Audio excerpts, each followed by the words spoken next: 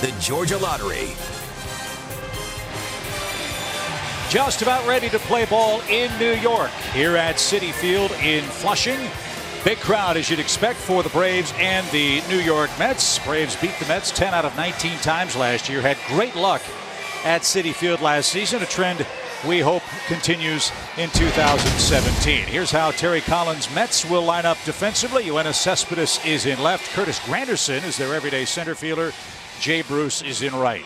Lucas Duda, Neil Walker, Asdrubal Cabrera, and Jose Reyes around the horn, with Rene Rivera, almost the personal catcher of Noah Syndergaard, getting the opening day start for Terry Collins and the Metropolitans today. Terry Collins in his 9th year managing the New York Mets. Amazing. And for Brian Snitker, what a thrill. First time he presents a lineup card as a Major League manager on opening day.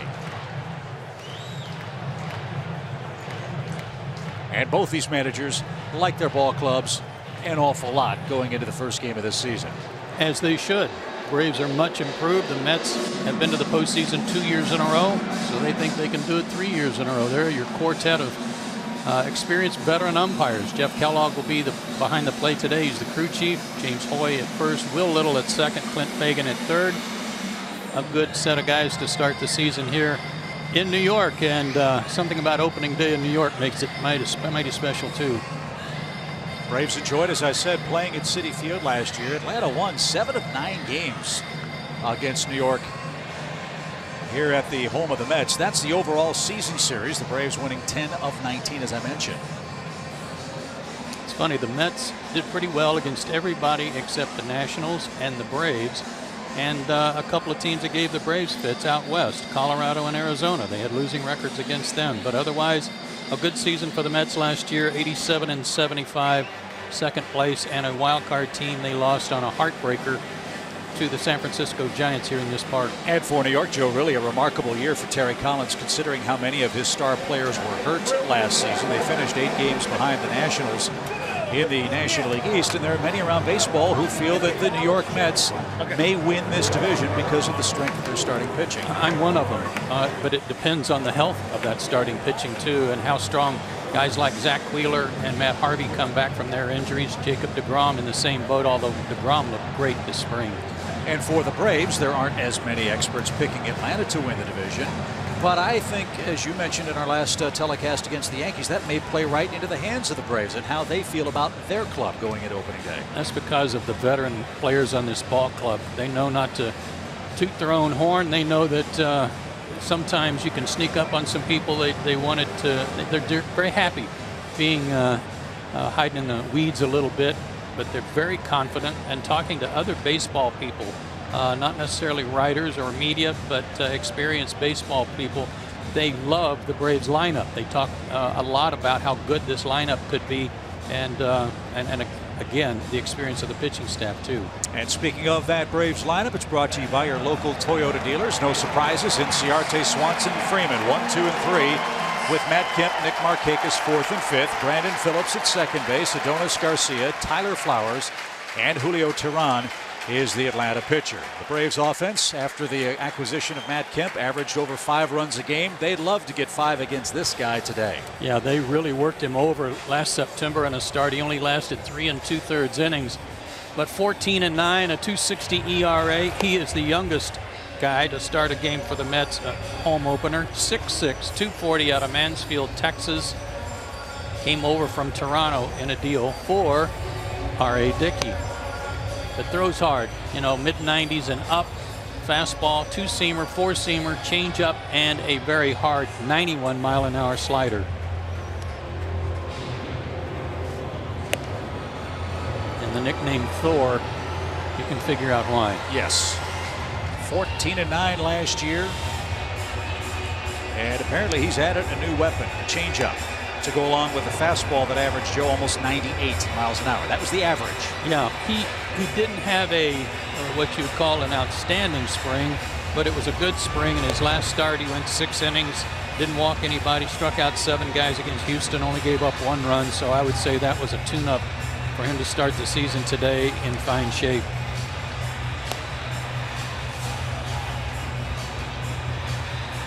Mets fans on their feet, a season of expectation for them.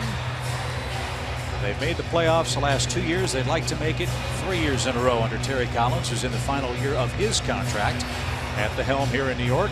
And this might be his best team, at least on paper. But it is a Mets team that's a little bit banged up going into opening day, and you can't help but think about the absence of David Wright, who's disabled, continuing neck problems, back problems for the captain of this Mets ball club, David Wright. As for the Braves, they went against what they've been talking about pretty much all spring, which was to carry 8 relief pitchers, but they decided, Brian Snitker, John Coppola, to carry 7 relief pitchers with so many off days here in the first 11 days to 2 weeks, and they added a bench player. They brought back Anthony Recker from Gwinnett as a third catcher. That will give Brian the freedom to use either Kurt Suzuki or Tyler Flowers as a pinch hitter when they are not starting that particular day. So 3 magical words: let's play ball. And we are ready to go with Ender Inciarte, Dansby Swanson, and Freddie Freeman, the first 3 up for the Braves here in the first inning. One of the keys for Syndergaard will be to keep Ender off the bases. Syndergaard gave up a ton of stolen bases last year, more than any other pitcher, and that's one of the reasons Rivera is catching. Rivera is his personal catcher and does a better job of throwing out base stealers.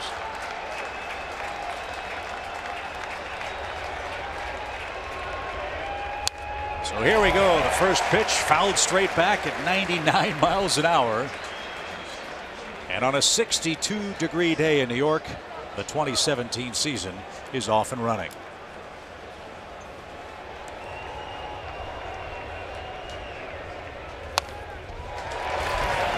And quickly, it's 0-2.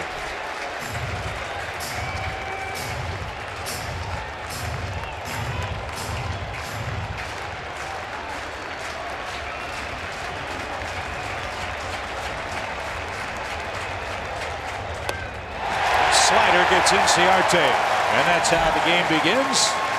1 up, 1 down for Dansby Swanson.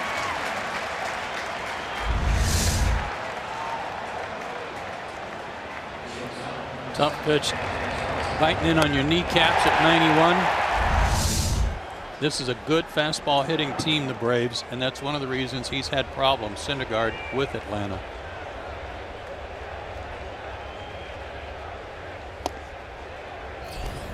Dansby had a 302 debut in the big leagues last year, and a lot of that good work came against the Mets. 21 at-bats against New York pitching, and he had 11 hits against them. In his 38 games, he is still classified as a rookie for the 2017 year. Right back to the mound. He broke his back.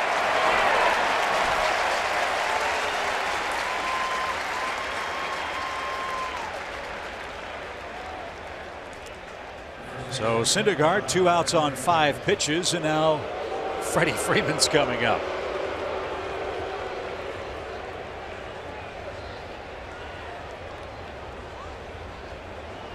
Can't have a better offensive spring than the Braves' first baseman had.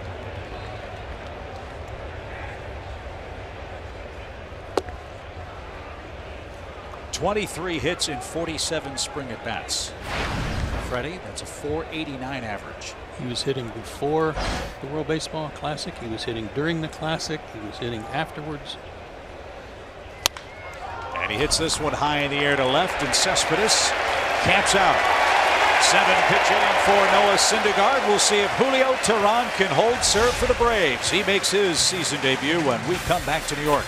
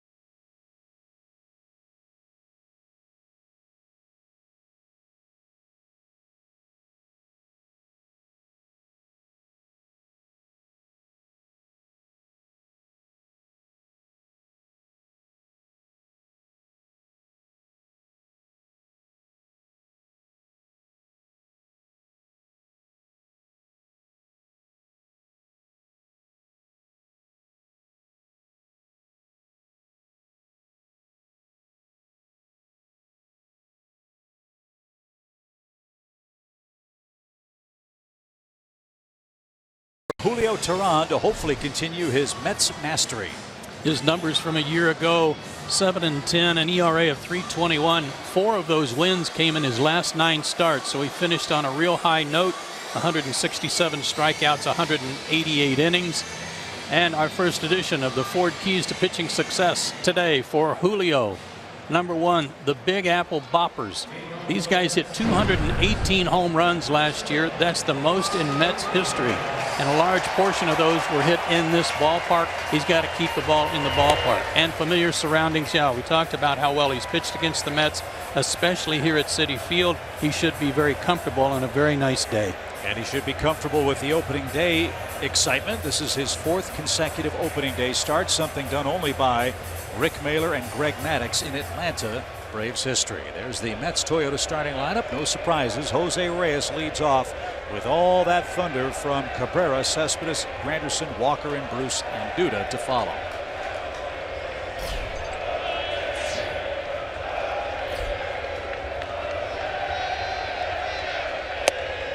So Julio's first of the year is a called strike for Jose Reyes. 60 games with the Mets last year. Reyes hit .267.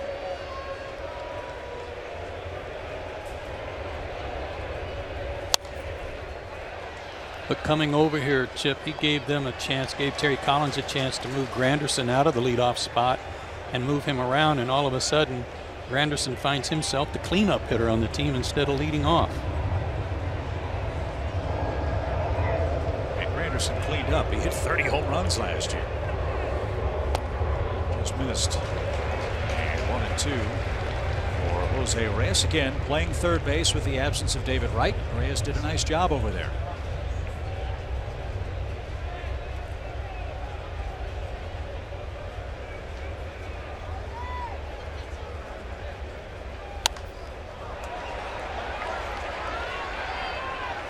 You don't know much about Julio Teheran or have never watched him pitch before. His fastball is in the low 90s, usually 91 to 94, somewhere in there. With an excellent slider, curveball, and change. He's throwing a lot of two-seamers, getting a lot of action on the pitches to run them away from left-handers.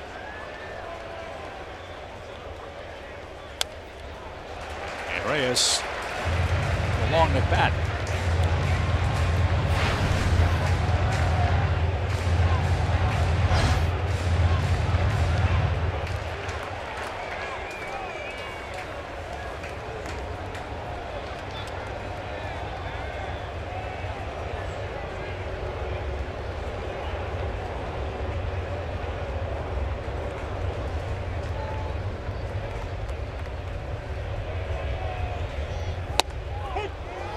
Strike 3 called, and Reyes is caught looking. There's out number 1.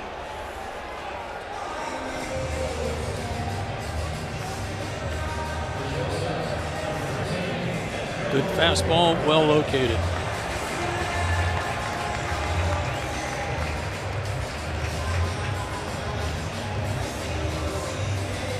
So Asdrubal Cabrera stands in for New York.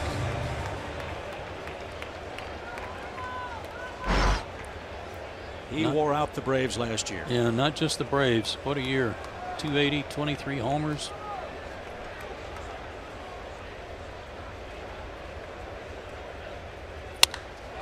And he hooks a single to right field.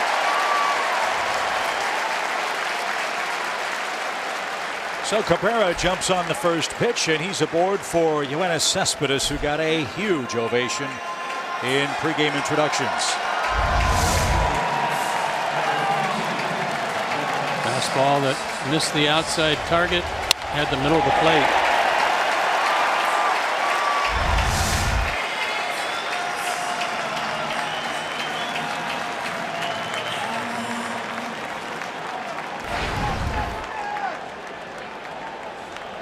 Very impressive numbers for Cespedes. The one that you pay a lot of attention to is the 30 games he missed with various quad problems last year.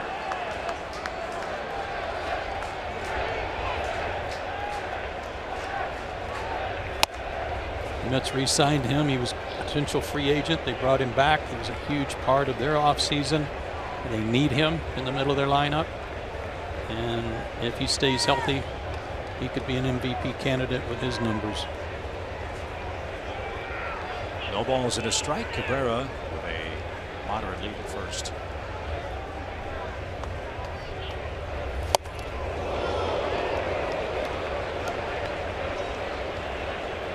That man had damage on his spine with that swing. But Cespedes down 0-2.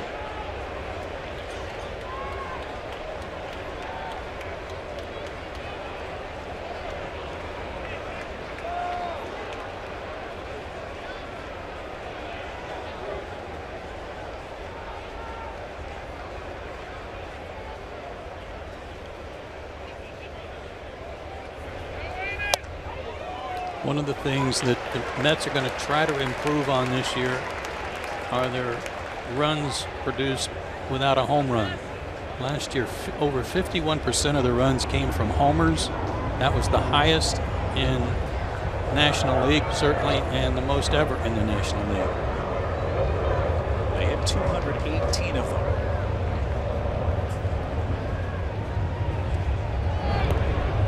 And the Mets were 77 and 40 when they hit a home run. So it truly is a live by or die by the long ball offense for Terry Collins. Yeah, they don't run much. They don't have much team speed. They're not all that athletic. But they can swing the bat.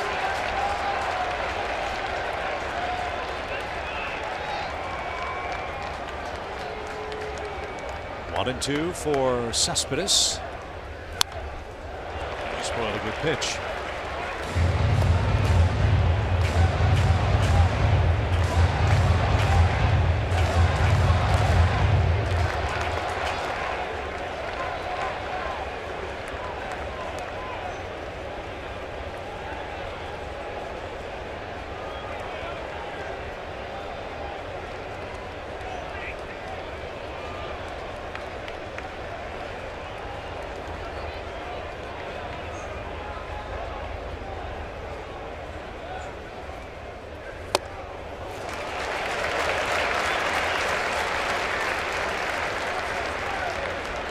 Two and two. Look up and down their lineup. There are guys in the lineup that have their share of hits against Julio, but he's the guy that seems to prevail at the end of the game.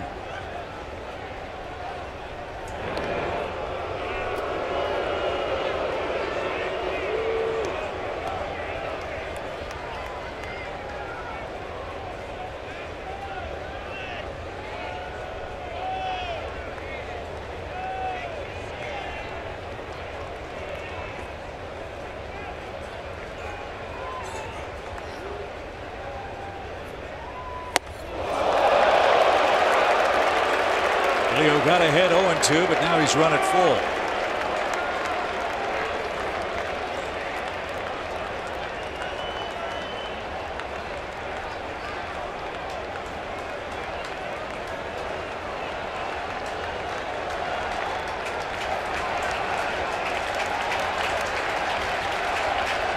Herrera leads at first again.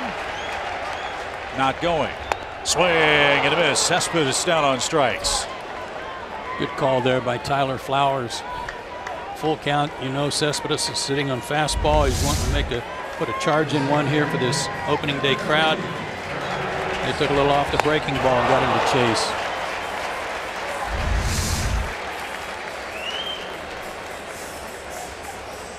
That'll bring up Curtis Granderson. As Joe mentioned, he's the Mets cleanup man. Big year for Curtis Granderson. And he's one of those Mets that's had his share of good luck against Tehran. Braves have a shift on for him. Runner goes. Breaking ball low. The throw hit Cabrera on the way by, and he's safely in at second with a stolen base.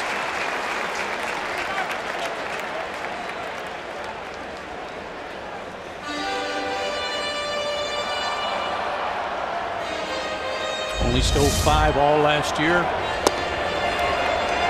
They went on the first move, and that was an issue for Tyler Flowers last year too, was throwing out base stealers. That throw well off the mark. Mets only stole 42 bags last year. But they've got their first today. Right there for a called strike. Good changeup. 91-92 fastball, 81 changeup.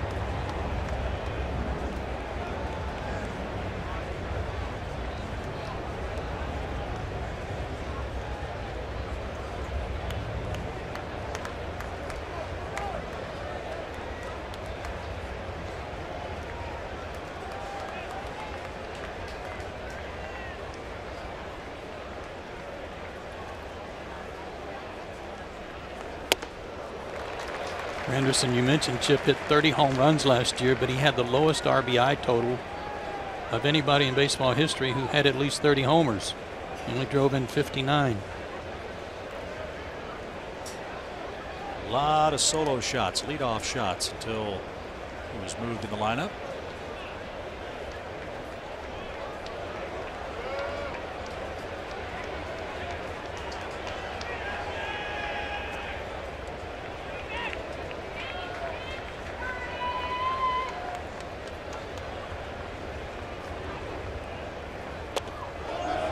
Did. Oh. He got away with one there.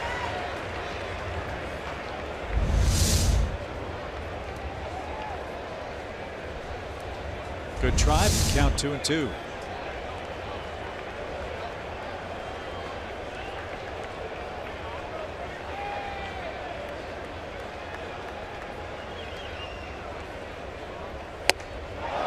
How about that time? He did. And Julio Teheran struck out 3 Mets in the bottom of the first inning. Julio Teheran off to a good start. Matt Kemp leads off a scoreless second next.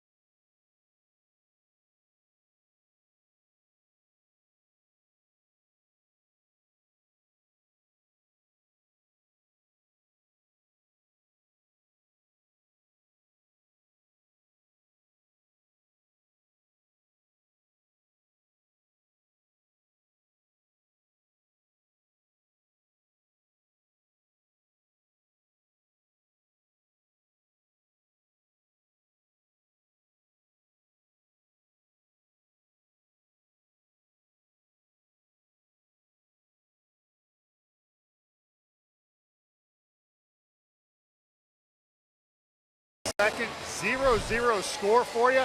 And last year when I asked new Braves manager what he thought about getting the job, he said, Paul, I was waiting for that call my whole life. So now it's his first opening day. I asked him the same question, what's it like? He said, well, I got up, had a cup of coffee, came to the park. Let's win a game. Guys, he's already a savvy veteran. Chip and Joe, back to you. Yes, indeed. I'd get that cup of coffee, though. It is Matt Kemp leading off for Atlanta. If you watched the Braves this spring on our Fox Sports telecasts, we showed you several times the effect that Matt Kemp's presence had on the rest of the lineup. His numbers weren't too shabby either as a Brave. 12 homers in 56 games.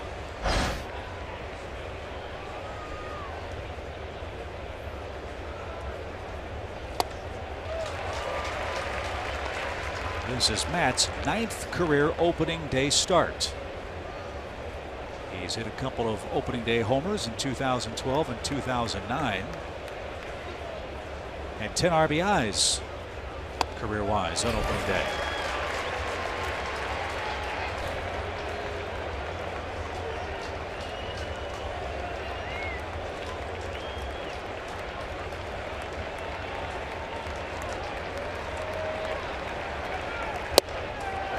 One of the things we also talked about in spring training was Kevin Seitzer trying to convey to his hitters, don't get beat on the fastball. If you get fooled on a breaking ball, okay, but don't get caught taking fastballs, and that's the case with Syndergaard. You've got to look fastball.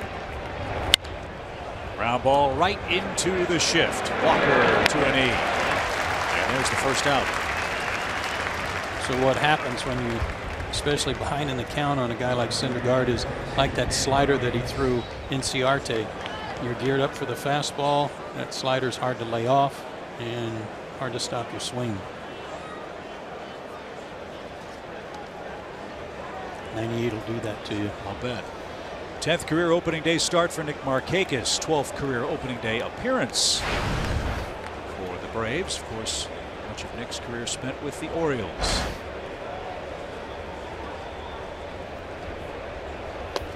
And very quietly, I think he was the other Brave who benefited most from Matt Kemp's arrival. He came up with so many men on base and came through so often with 2 outs. That's the reason the Braves offense exploded in the final 2 months. His 2-out production was amazing.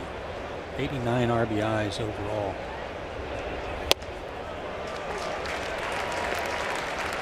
And the power came back for Nick. Well, 2015 he was coming off that neck surgery, and that sapped him of a lot of his power. But a full season, full off season of conditioning, able to come back and drive the ball better last year. 13 homers for Nick. He played 158 games.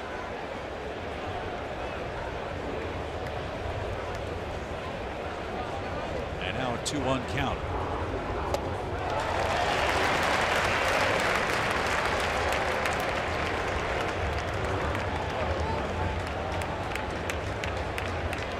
That pitch is almost unfair. Yeah, if that's the changeup, something under 90 miles an hour, it's going to be very effective.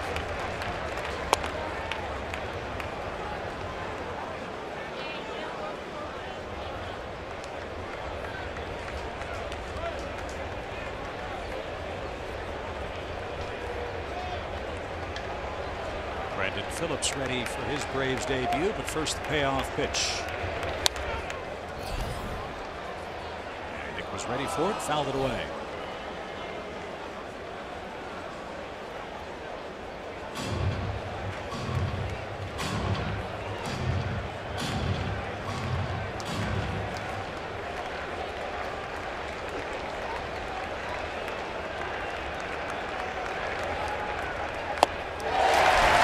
Second strikeout for Syndergaard.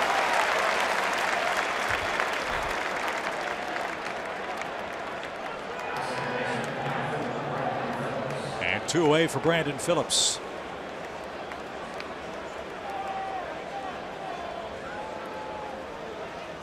Brandon's 12th consecutive opening day start.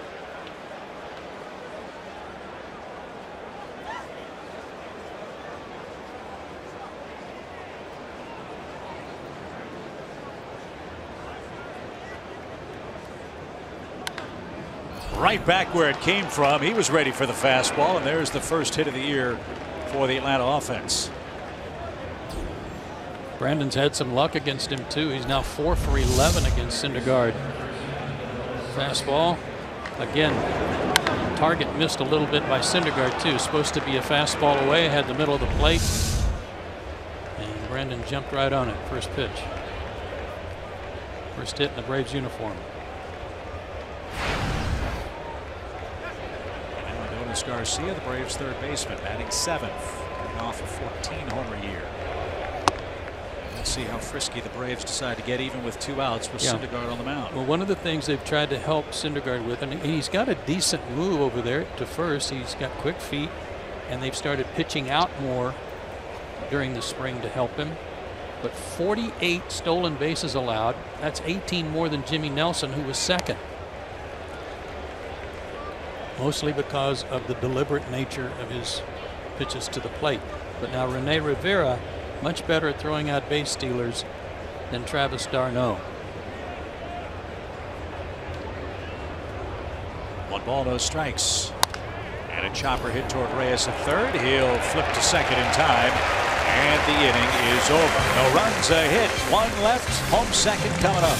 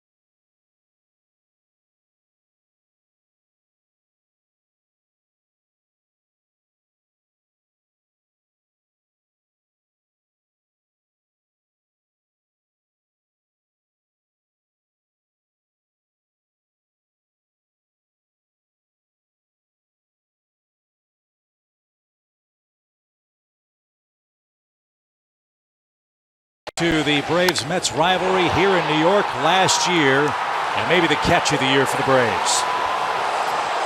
It was pretty special. A game saver, game ender, Inciarte. And you can see how excited all of his teammates were. Ender Inciarte coming off a Gold Glove season. As Matt Kemp and Nick Markakis flanking him in left and right. Garcia, Swanson, Phillips, and Freeman around the horn. Tyler Flowers, of course, behind the plate. Tyler, the 6th different opening day catcher for the Braves in the last 6 years. Is that right? Yep. Brian McCann, Gerald Laird, Evan Gattis, Christian Bethancourt, A.J. Przinsky, and now Tyler Flowers. Shift on for Neil Walker, the Mets' second baseman. And that missed. Outside, ball 1.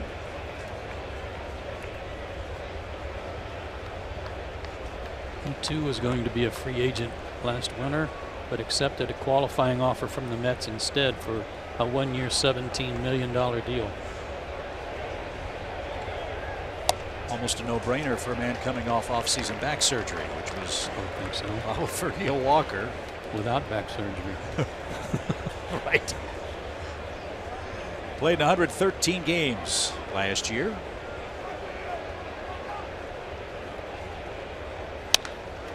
And this one skied to shallow center. And Ender barely had to move. 1 out.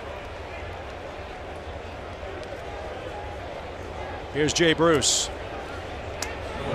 One question the Mets have is which Jay Bruce are they going to see in this his first full season as a Met? The Jay Bruce that punished pitchers as a Cincinnati Red, or the Jay Bruce that hit .219 in a New York uniform? Yeah, a lot of questions surrounding him over the wintertime, whether or not they would trade him. And I think the effort was made to trade him and just weren't able to find a match.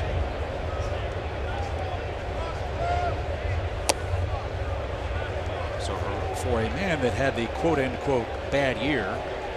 33 homers and 99 RBIs.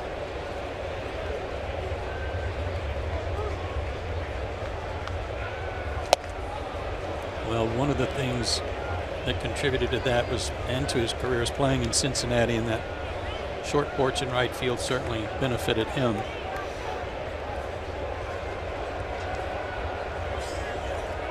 But it's hard to factor why he only hit .219 here last year. He's a better hitter than that. That was sharply hit, pulled foul, ball on 2 strikes. No splits.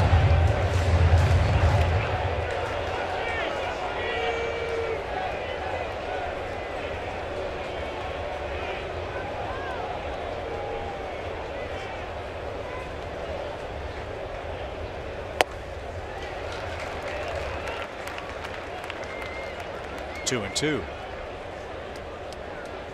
Since the Mets were unable to move Jay Bruce, that means Michael Conforto is an extra player for them. He's a good looking hitter.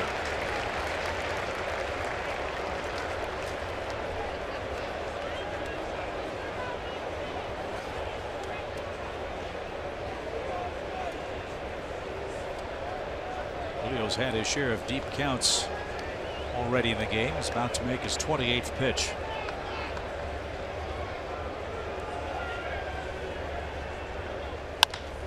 And it's rolled right to his former Reds teammate. Brandon Phillips makes the play and takes care of Bruce. 2 out. For several years, Julio Teheran has been looked upon as perhaps the ace of the Braves staff. Now with some veterans on the team, maybe there's not quite that spotlight. But if you're going to be the ace on the staff, you can't have numbers like this. 30 starts last year, and the team went 10 and 20 in his 30 starts. That's not ace-like numbers. When you are the #1 starter in rotation, you match up with other teams' number ones an awful lot. You do. And a lot of that was reflected, that record. In fact, the Braves gave him 2.3 runs of support when he was in the game. Yeah, you can't hang it all on Julio. And especially when you think about the first half of the season and how tough times were for the Braves, no matter how well he pitched. But only 10 wins out of 30 starts for your team is not indicative of an ace.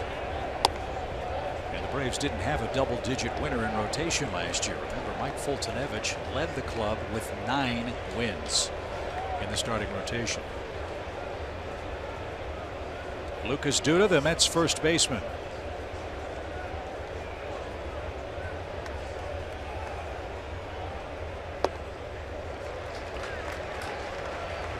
One thing to look at with respect to this Braves rotation now, though, is that Matt Whistler, Aaron Blair were integral parts of the team's rotation at different times. Whistler for almost the whole year, and they're both at Gwinnett right now.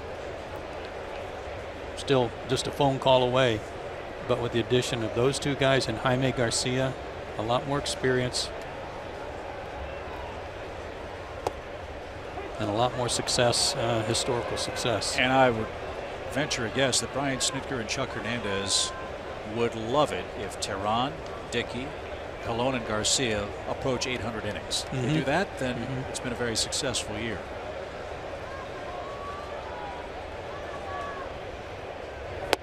Full count.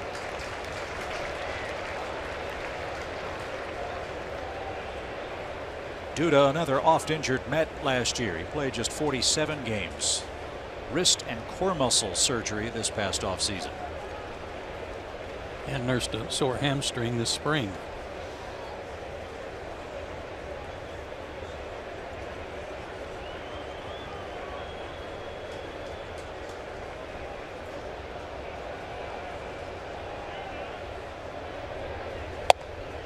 And he coaxes a 2-out walk. That's the second Mets base runner of the game. And here's Rene Rivera.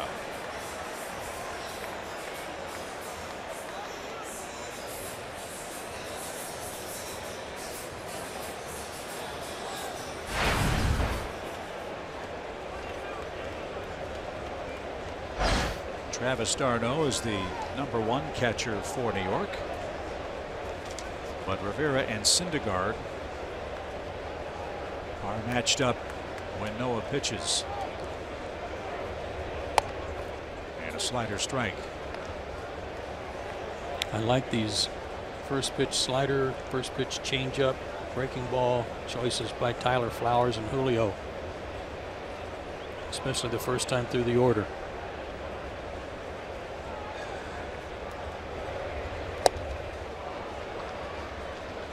Rivera played in the WBC, played for Puerto Rico.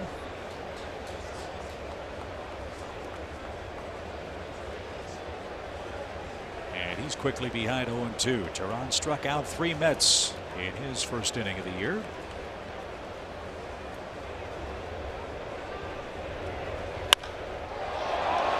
Toward right and near the pole and foul. That ball found an extra gear. But it's out of play. The wind is blowing from left to right. Pretty short down that right field line too. You can slice or hook one around that pole and not have to give it your best shot.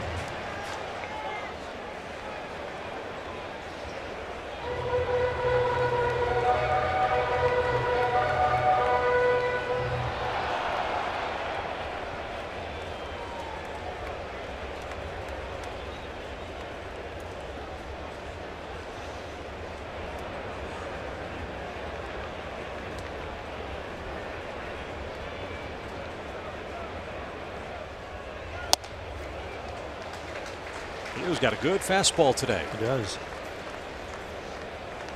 He's had a few days of rest. He's fresh. It's a crisp day.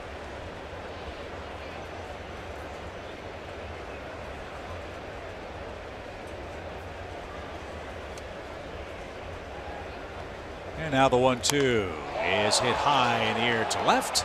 Matt Kemp with the glasses gleaming is there. And that'll retire the side. 2 innings in the books in New York. Tyler Flowers leads off for Atlanta.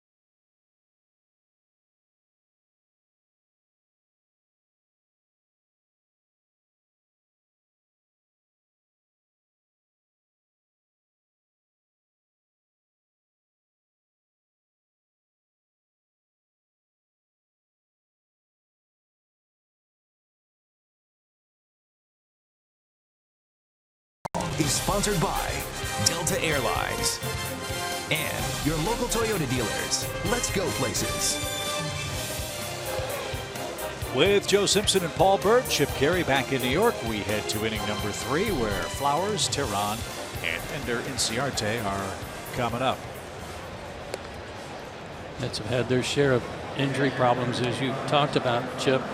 And currently Steven Matz, one of their starters, on the DL with left elbow issues. I believe his was more bone chip related, had to have some removed. He's not yet back. Juan Lagares seems like he's oft injured as well. He's got an oblique injury that he suffered in spring training. David Wright was hurt from the get-go in spring training. Brandon Nimmo, who had a shot of making the club as a backup outfielder, strained a hamstring. And Seth Lugo, who pitched so well in the World Baseball Classic for Puerto Rico, all of a sudden had some arm issues. Another victim of the WBC.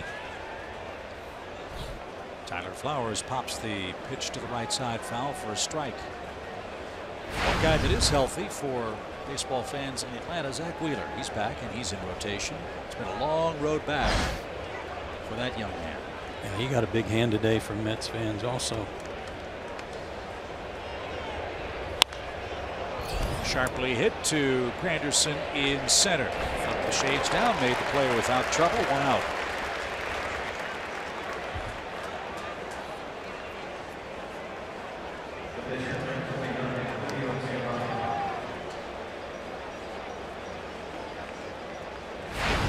Julio had a good year at the plate last year.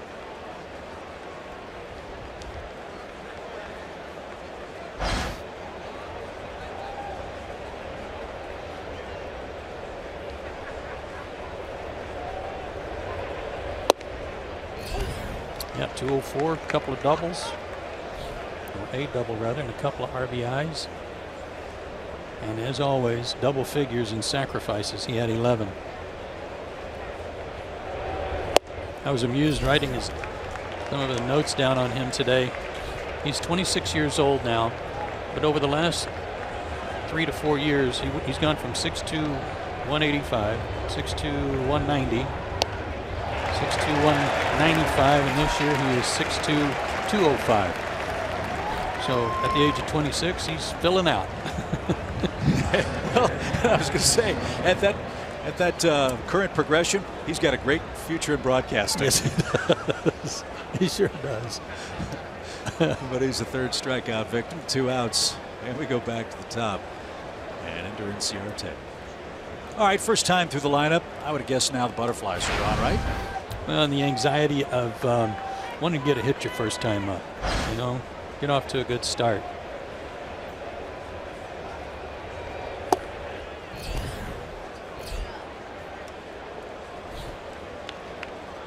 Anders struck out on 3 pitches to start the game.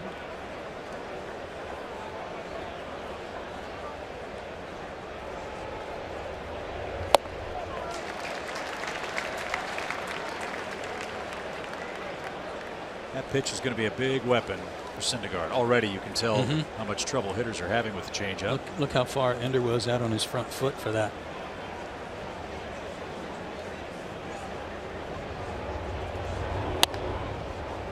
To short. Cabrera's got it. Due to the stretch. And Syndergaard has a perfect 1-2-3 third. He'll lead off for the Mets.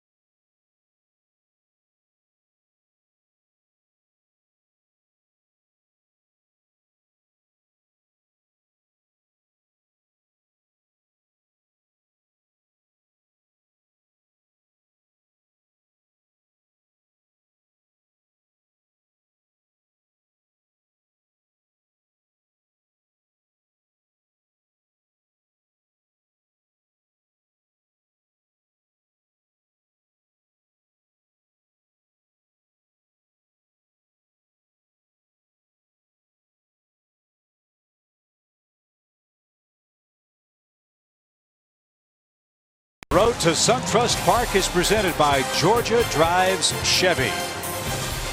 Stop number 1 on our first 3-city road trip in 2017 brings us back to New York, where Julio Teheran is locked in a scoreless duel with Noah Syndergaard. Off day tomorrow. 2 night games, Wednesday, Thursday here in New York, weekend in Pittsburgh, 2 in Miami, and then we open up SunTrust Park for real Friday, April 14th versus San Diego.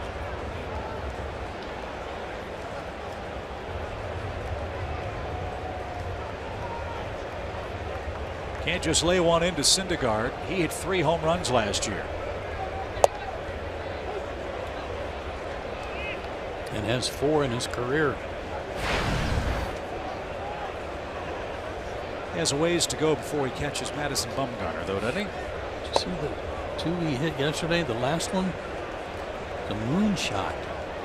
Man, is he a big dude.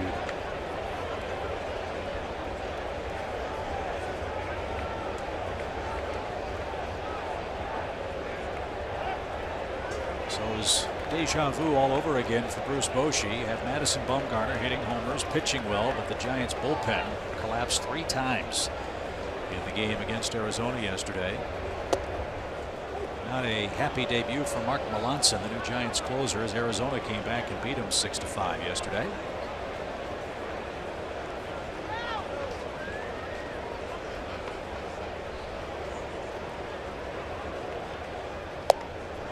Paint job over the corner. Pretty pitch for Julio. That's his 4th strikeout. Excellent location, similar to the pitch he made to Reyes to strike him out to lead off the game for the Mets.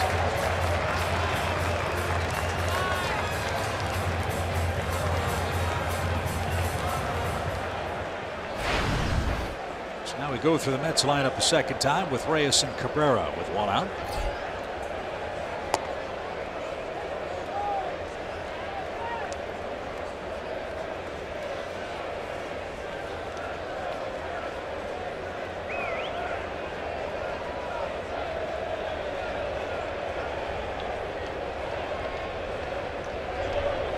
Really been a happy homecoming for Reyes since he's put that Mets uniform back on. Yeah, they need him to stay healthy too. They don't have many options behind him at third base unless Wilmer Flores has to play there on an everyday basis.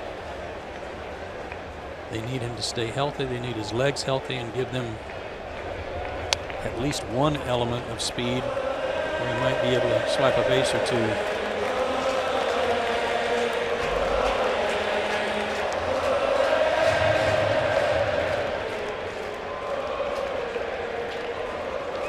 Ball, 2 strikes.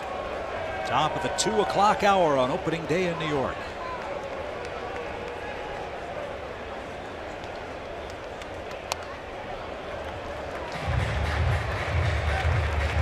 Good pitch spoiled there.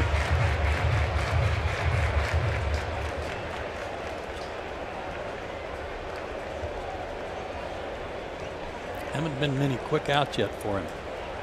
Julio had 39 pitches through the first 2 innings. Handful of deep counts. He has walked a man. He has the 4 strikeouts, which has pushed the pitch count up.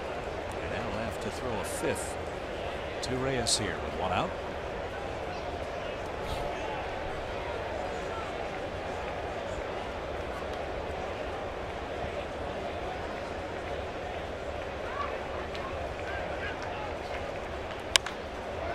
Mile high fly ball to right. Markakis handles that cleanly. 2 out.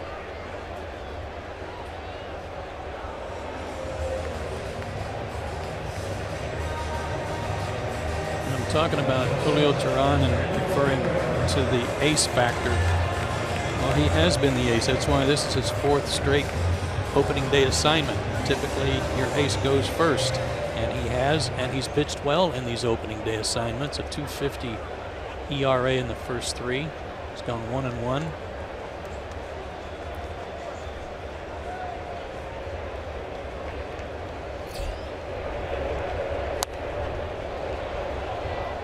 Didn't throw him first pitch fastball that time, did he? No, he didn't. He made a good pitch with a curveball too. And Cabrera spoiled it. He singled, stole second, and was stranded in the opening inning.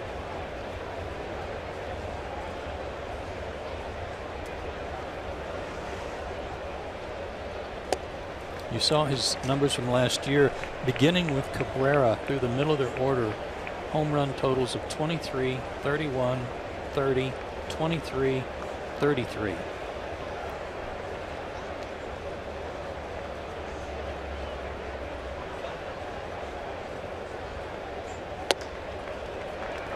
Yeah, no mistaking the design of the Mets offense. No. All that power.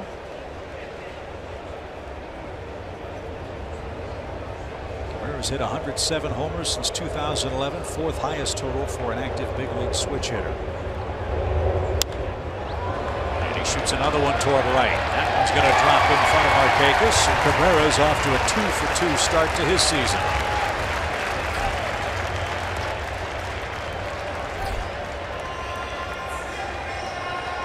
He's a good hitter, and he's an especially good hitter middle in. And another missed location for Julio on him. Stands well off the plate and just golfed that one.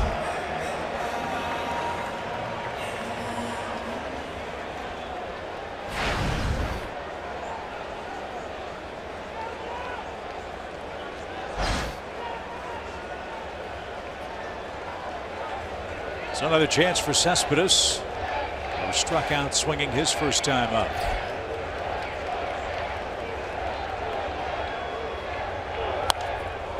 Popped up. Flowers never saw it. He heads to the screen and won't have a play.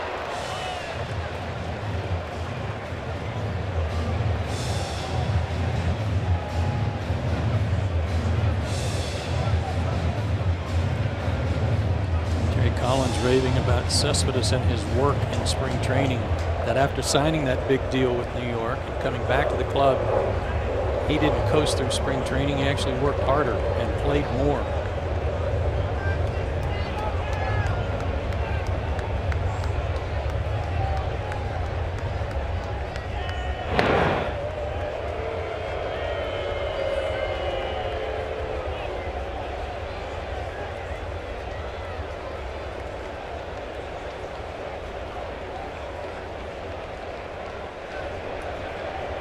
Cespedes signed through the 2020 season. Got tied up. It was an excellent sequence by Julio in their first matchup. Fastball up and in for ball 3, and then a sweeping slider finished the at bat. Let's see if the same thing happens here. And he'd gotten ahead of him 0-2 in that at bat as well.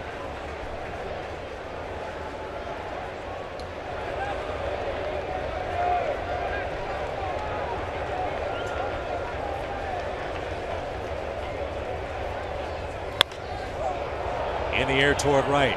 Nick toward the line. Takes a peek. Reaches up and brings it back. What a catch at that fence by Nick Markakis. Braves outfielders in Citi Field. You gotta love it. Cespedes denied in his second at bat. Nick Markakis reaching over the wall. Takes another one back from Cespedes. And we're scoreless heading to the 4th inning.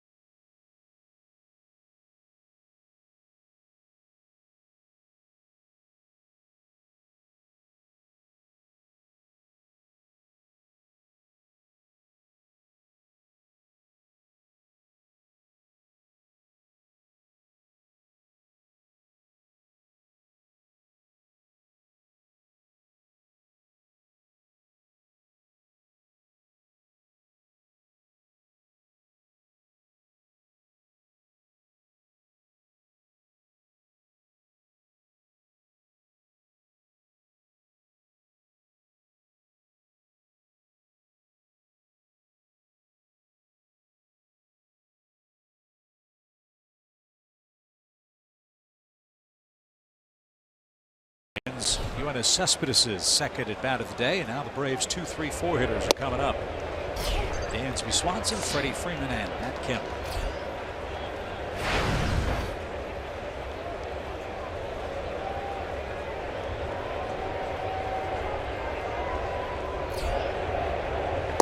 The wild card game last year in the National League, Syndergaard matched up with Madison Bumgarner and the Giants. 7 innings of shutout ball, and then in the top of the 9th, Connor Gillespie, a 3-run homer off of Paris Familia. And the Giants won it 3-0. Mets also don't have Familia active. He's suspended the first 2 weeks of the season.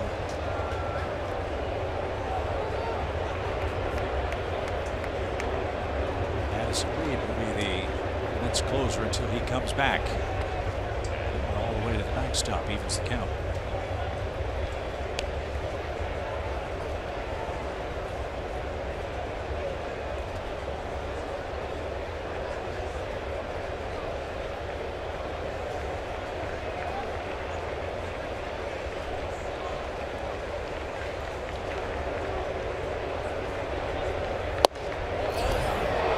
Just missed. And boy, did he rear back for a little extra on that one.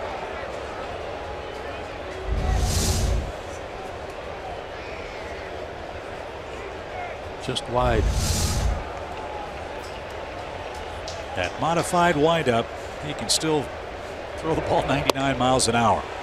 And he just struck out Dansby, who was on his way to first base.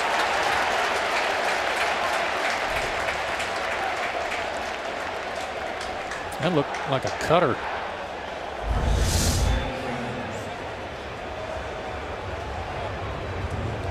Might have been a slider. His slider doesn't break a lot because and it's so hard. And that was iffy.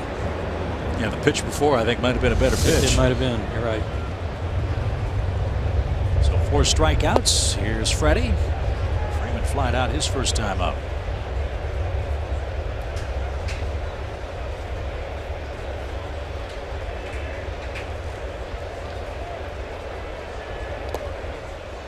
Seventh opening day start for Freddie Freeman. That's an Atlanta record for consecutive opening days for a first baseman. It's hard to believe. 7. Remember where Freddie hit in the lineup in his first opening day? I do not. 8th. Back in 2011. Look out, Rivera.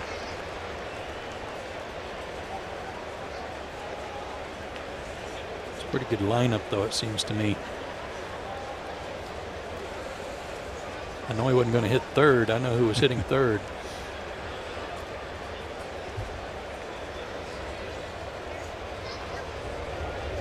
Swing and a drive, hammered deep toward right. Bruce on the run. That's over his head and up off the fence. And now the ball rolls back toward the infield. Freddie around second, making the turn for third. He's on his way with a sliding triple.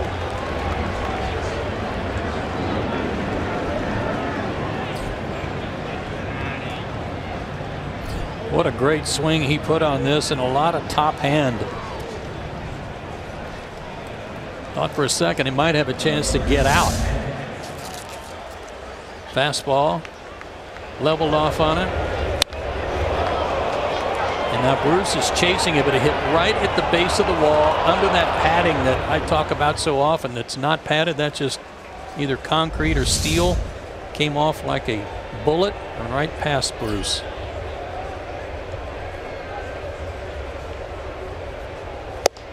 So let's see if Matt Kemp can make some contact and score the game's first run.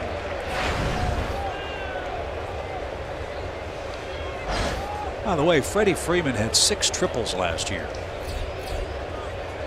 He's already got his first today. Leading the league, by the way. Infield creeps in for Kemp. Down in. Even count.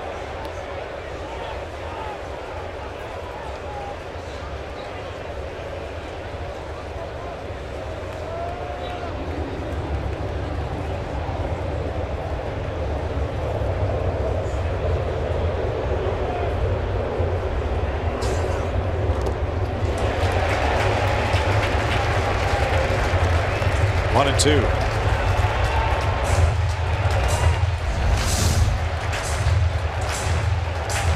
Missed a bad one there.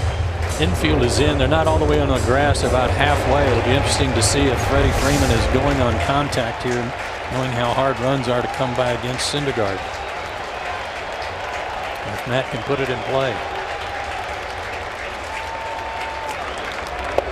He couldn't.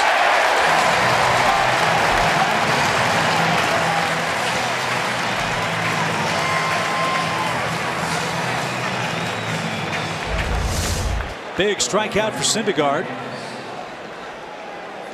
Change up.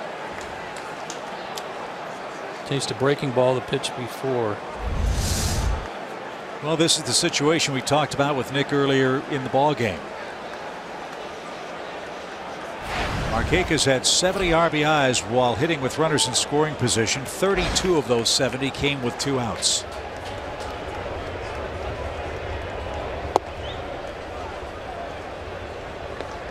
Got Brandon Phillips, our right-hand hitter, waiting on deck. We'll see how carefully Syndergaard works here.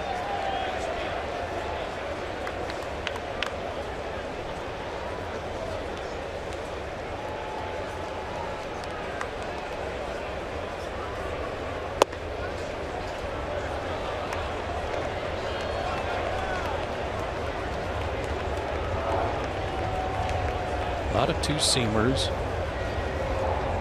More sinking and movement. Not quite as many 98s, although it's still there if he needs it.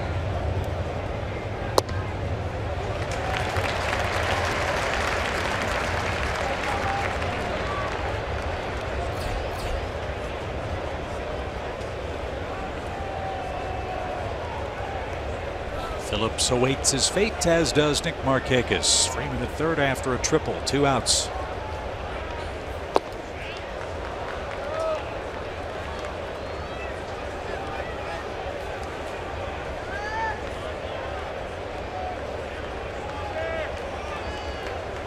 See how Syndergaard plays this. 3-1 behind in the count with the right-handed hitter on deck.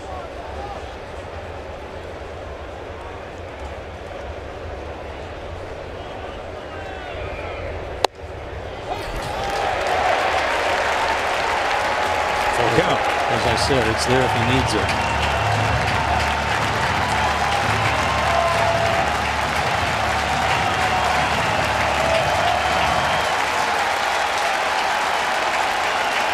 Pitch number 50 coming up.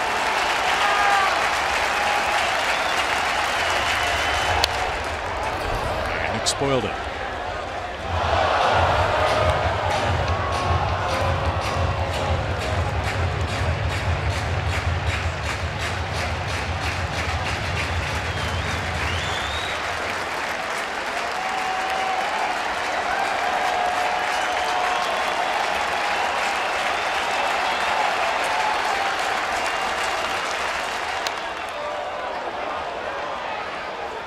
What you love about Markakis, he gives you quality at bats in these run-scoring situations. More often than not, he's going to put it in play. But can't you see and understand how difficult it is from a hitter's standpoint with this guy? That just when you think maybe you've gotten him timed a little bit with that high heat, then he throws a two-seam with it, maybe 4 or 5 miles an hour off that.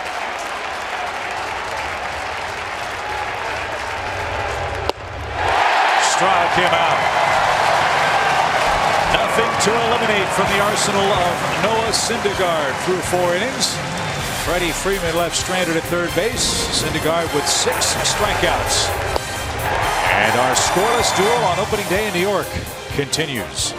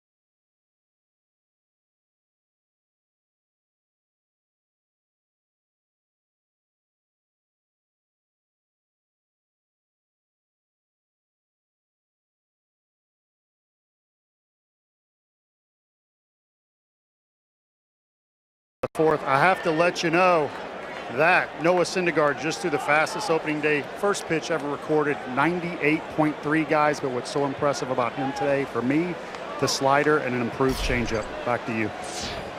Thank you, Paul. Curtis Granderson leads off for the Mets here in the 4th. Yeah, and Paul, he's making good pitches with those secondary pitches. They're not just show me pitches. He's throwing them for strikes or close enough that you can't take them. I agree, Joe, and you know, as a hitter, you could attest this better than anybody that when somebody's throwing 98, you don't have a whole lot of time to make a decision. So when you do execute those secondary pitches like the slider and the changeup, they're even that more effective. No doubt. Curtis couldn't check his swing. And count to him, a ball and 2 strikes. He was out on a check swing strikeout that ended the opening Mets offensive inning. Yeah, and on a fastball. That was a fastball too on a check swing. Maybe because it was a little up and it was trying to stop.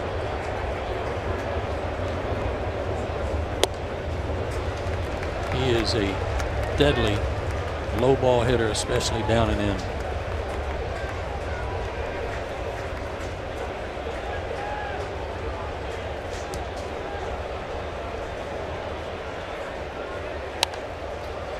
Popped up out of play, foul. It's still 2-2. Either that or he's distracted, Joe, by those horrific orange shirts that he has to look at in right center field with all the fans out there. That could be part of it.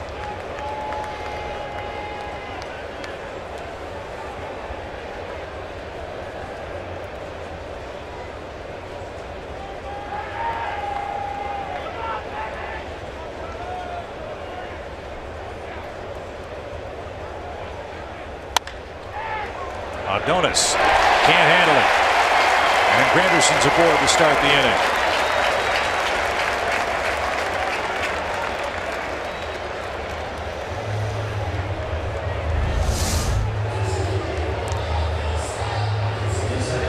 A little bit of an in-between hop. Angry at himself for not coming up with it.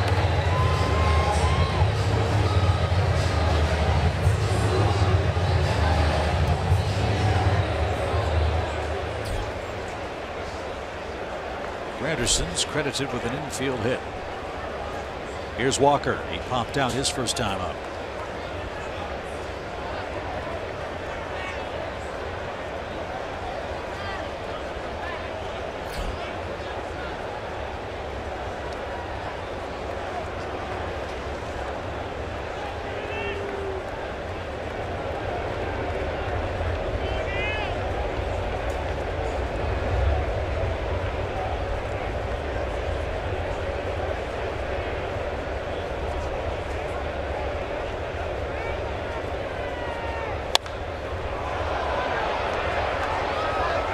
Play for the Mets second baseman.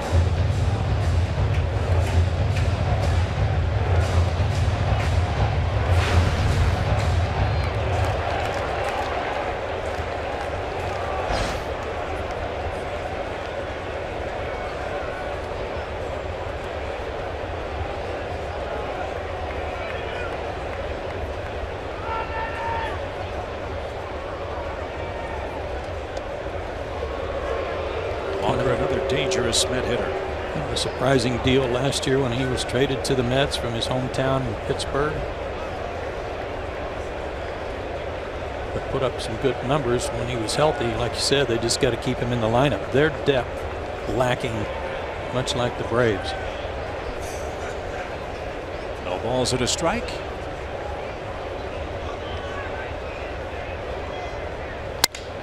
And a little pop right to Dansby Swanson. And yes, Curtis, you were safe. You sit back safely. There's the first out.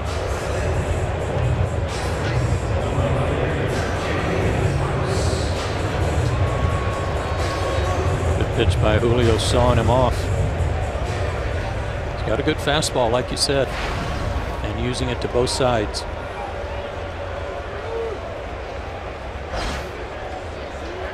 Julio would like another ground ball to second if he can get it off the bat of Jay Bruce. Chance for another play to end the inning. No score.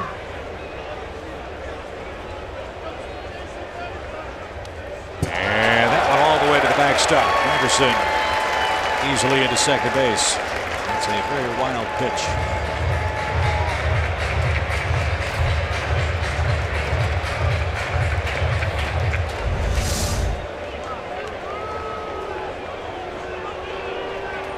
Way off the target. Looked like Tyler was set up for something down and away to try to get Bruce to roll over it, hit into the double play ball perhaps.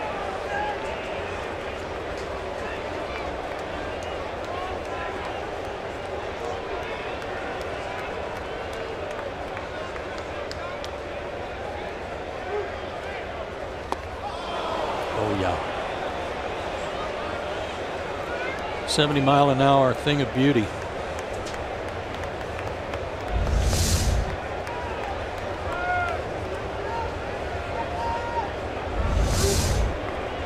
Ball at a strike.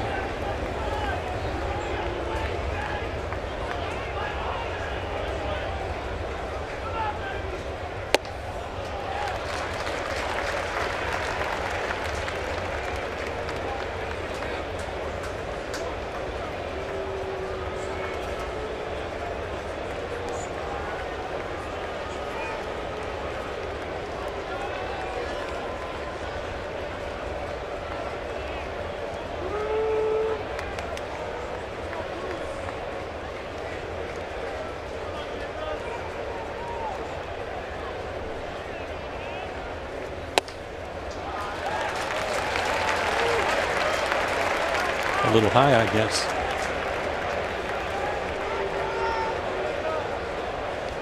Bruce, the first player to be traded during a season leading the league in RBIs since RBIs became a stat in 1920.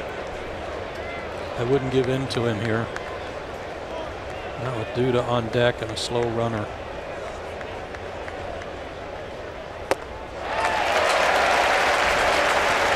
So 2 are on. Duda the batter, he walked his first time.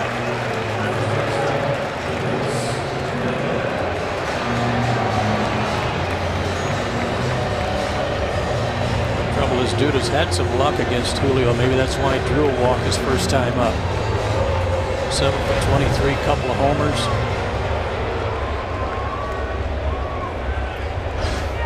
And 12 career homers against Braves pitching. One team against which he's homered more is the Phillies. He's popped them for 19 home runs. Something down. Get him to hit it on the ground with all of his leg and hip problems. Not exactly a jet down the baseline.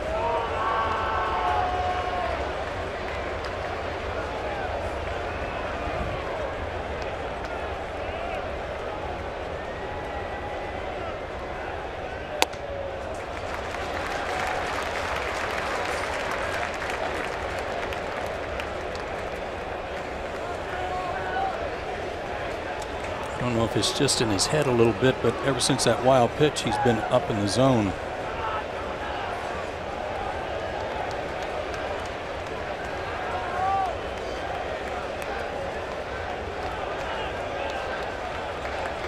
One ball, one strike.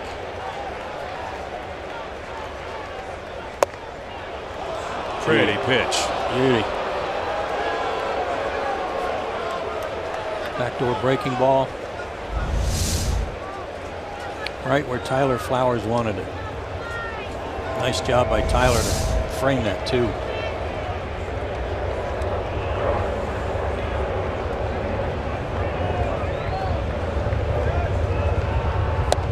Struck him out. Big out for Julio Teheran, second out of the inning. And now the Mets catcher Rivera is coming up. That's what you don't have to throw 98 for your fastball to be effective upstairs. It's just changing the line of vision. Elevated it, tied him up a little inside because of the backdoor breaking ball earlier. He's behind in the count. He's going to try to guard the plate. Bang, up and in 91. That had plenty on it. One more out to get. Rivera's the 8th place hitter. He flat out to Matt Kemp.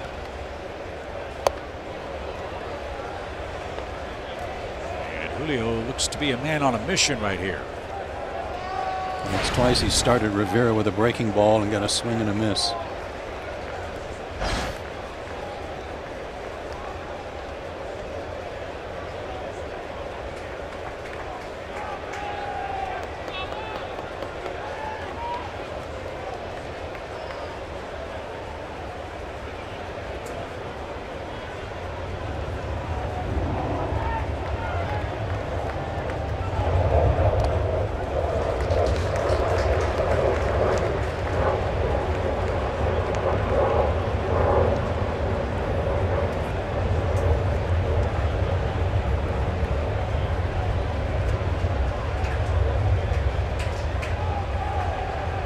Two on, two out. 1 ball, 1 strike for the Mets catcher.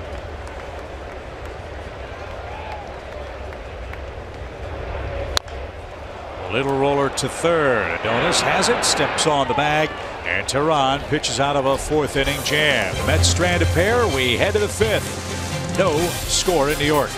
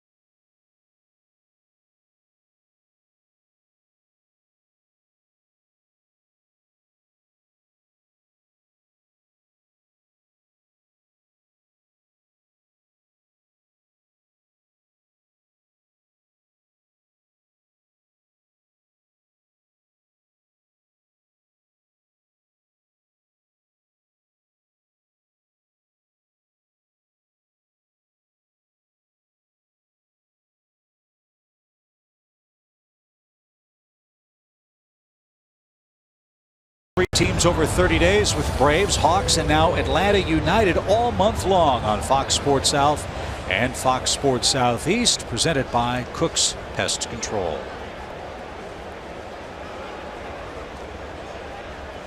And for our Atlanta United fans, 0-0 as we go to the 5th.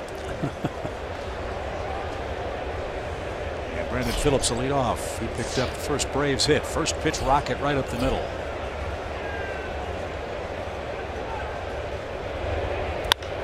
Got a breaking ball and skies that one towards center. Granderson says he's got it, and he does. 1 up, 1 down.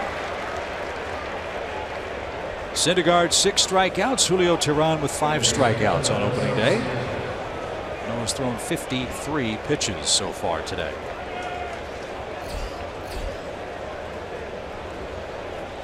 And here's Adonis. He's been sharp.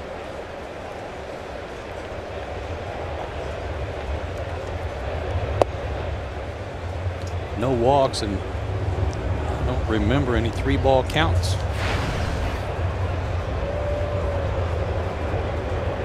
Three of them.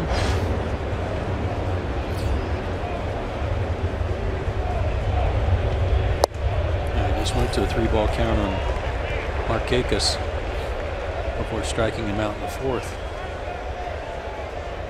power pitcher with excellent control and a new weapon, the changeup. Syndergaard last year, the first 23 or younger pitcher to strike out 200 men and issue fewer than 50 walks since Tom Seaver. He turned the trick in 1968. Tom Seaver, who should have been an Atlanta Brave. Swing and a miss. Syndergaard's mechanics are so simple. Very little for a great big guy to get out of whack. Just a step back, a kick, and rifle.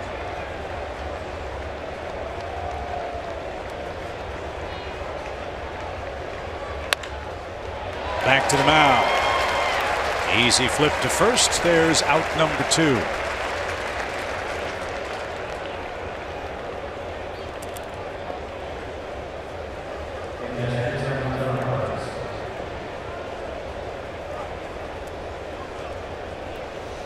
Hey, Paul Bird, one of the things about Syndergaard that I'm sure helps him is how he stays tall. He's 6'6", and he's got great leverage.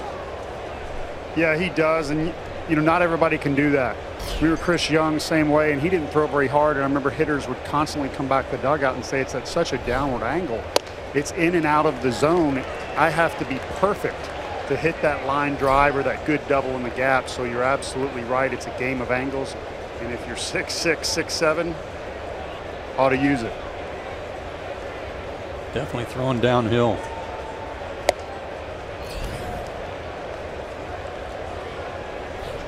Flowers, the Braves' 8th place hitter, flying out his first time up.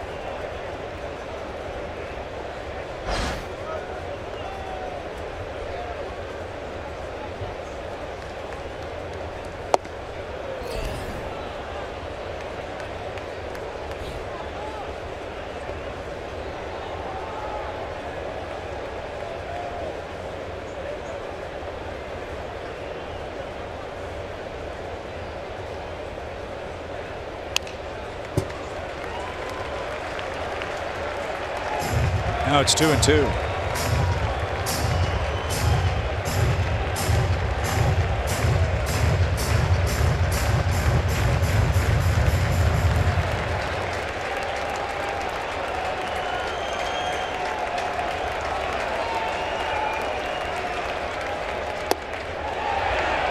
Oh, the left side of the Mets infield was headed to the dugout.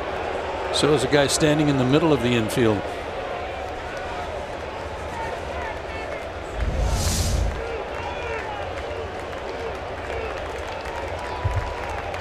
Pretty good pitch. Now it's a full count. And a second chance for Flowers, and he rifles a single into left field. So at the very least, the Braves will clear the pitcher here. A 2-out hit for Tyler brings up Julio Teheran. Perhaps a swing on the house after that call went against the Mets, and Tyler made the best of it.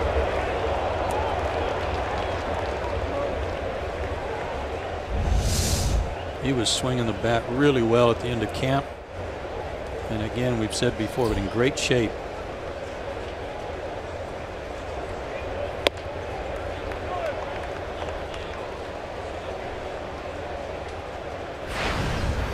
Julio will try to help himself, but not an easy task against Syndergaard. He struck out, as you see, his first time up.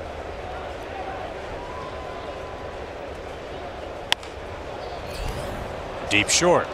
The flip to second is in time. Good awareness by Cabrera to know a catcher was running. And he forces Flowers and sends our game to the home 5th. Still no score.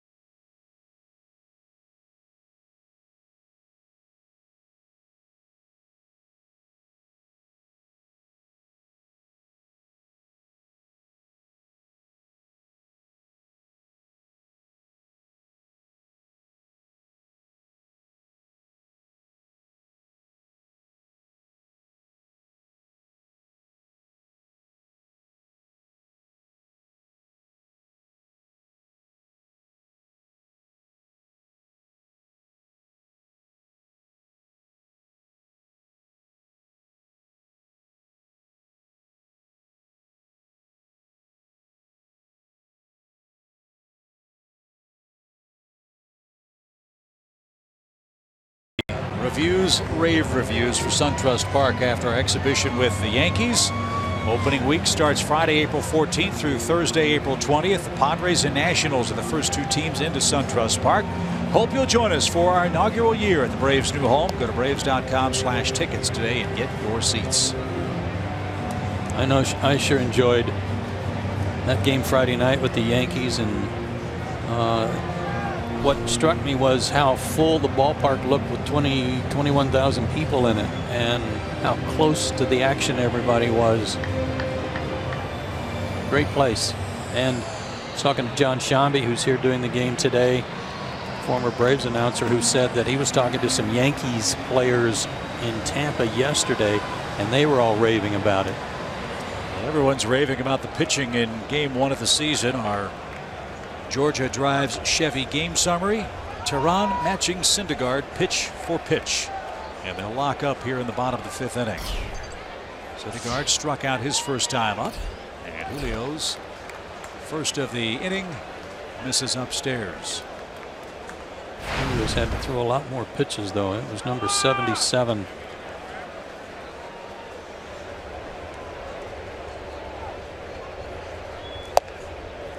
For both of these guys, their longest stint in spring training was their last outing, and they both went 6 innings. And all of a sudden, the wind appears to have shifted. Remember, early in the game, it was blowing left to right. Well, the exact opposite is true right now. As that one's hammered into right field, Markakis plays it on a couple of hops. Syndergaard whistles a leadoff single to start the inning. Well, we told you he could swing it. Hit 190 last year. 3 homers, 3 doubles. Fastball, middle of the plate. Ripped it.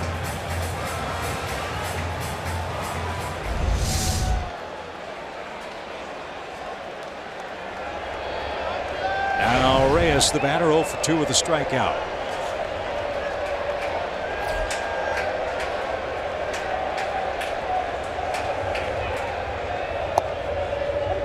And he took a breaking ball for a strike. No sign of a bunt with the pitcher running at first, but as I told you earlier, this team relied so heavily on the long ball last year. They're not all that great at manufacturing runs. At least they weren't last year.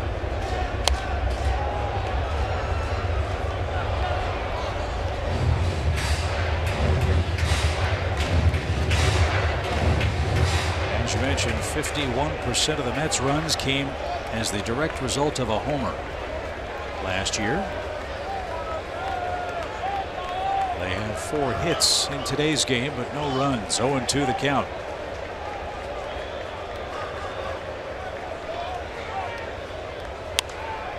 Popped him up. Will it stay in play for Tyler?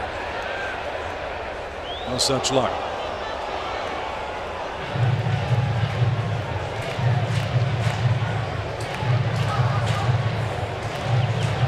Always felt Reyes' best side was left-handed, at least from a power standpoint. Again, another low ball hitter, down and in especially. They're doing a good job of tying him up.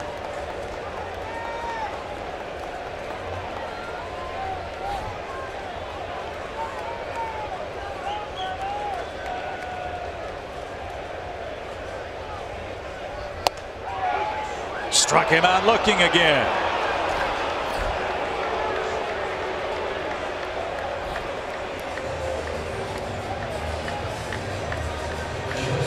Six strikeouts for Julio.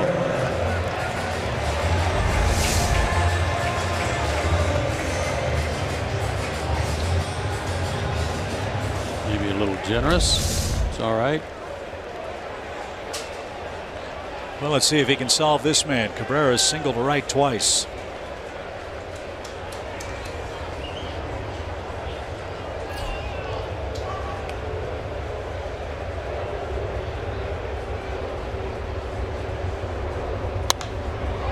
Fly ball softly hit to left, and Kemp.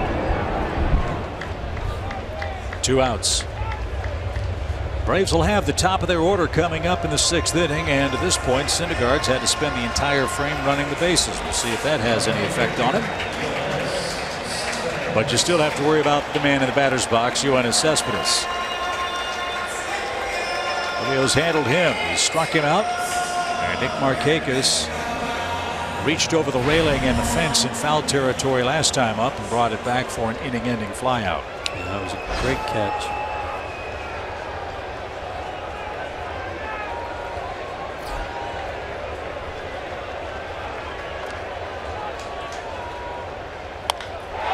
Well hit, left center.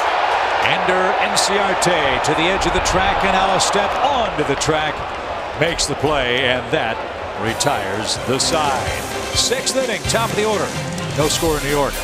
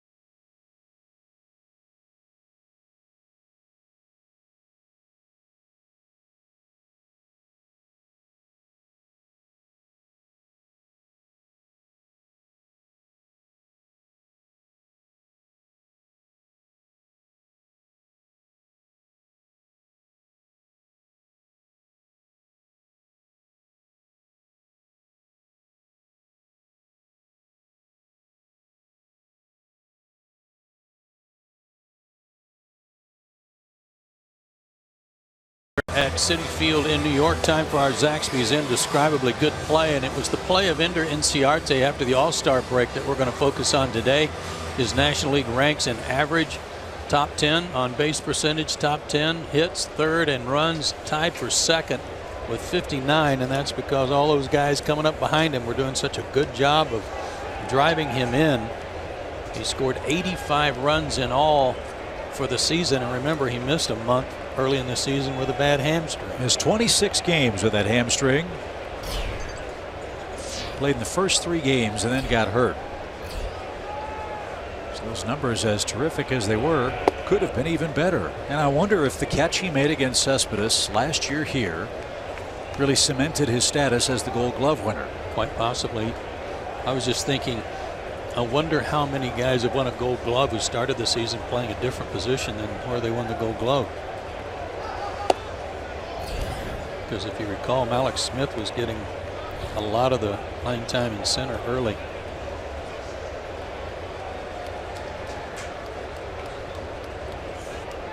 Ender has struck out. He's grounded out in his first 2 trips. And he made Syndergaard throw him a strike, and he did. By the way, Malik Smith, the starting left fielder for Tampa Bay yesterday. Good for him.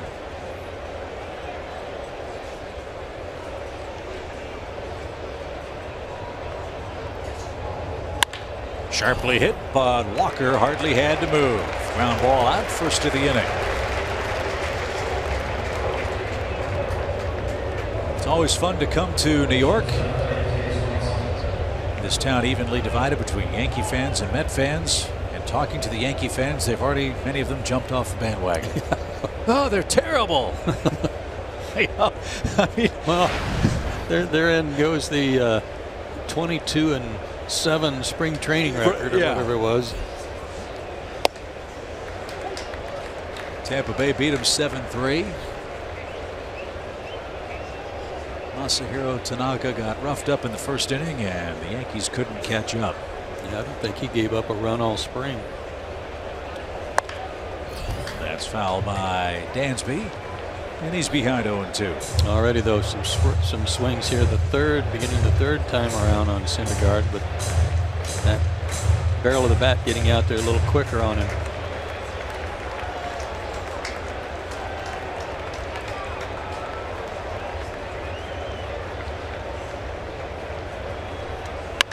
Sharply hit to right field. Dansby's got his first hit of the year. And that appeared to be a fastball up. 73 pitches for Syndergaard.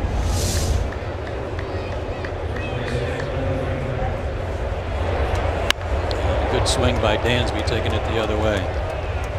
So, got a fast runner at first.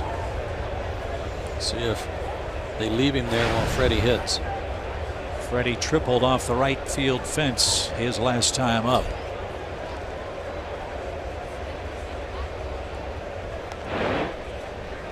Again, despite 48 stolen bases against him, he's got a decent move to first. They've tried a slide step. That hasn't worked for him. So one of the things they've done to help is pitch out more while he's got a runner at first and hold the ball longer.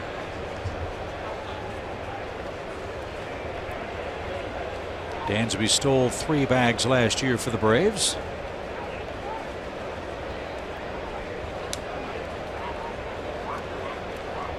And now Rivera discussing strategy with Syndergaard.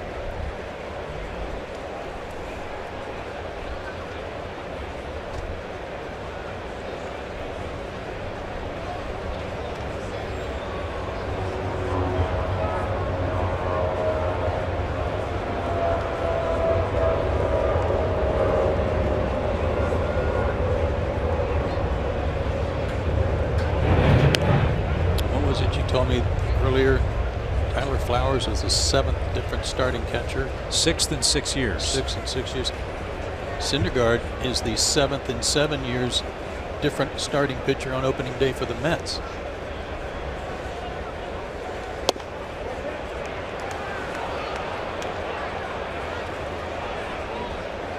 Well, you'd have quite a competition for #1 honors on this Mets staff. Same problem the Braves had, of course, in the glory years in Atlanta history.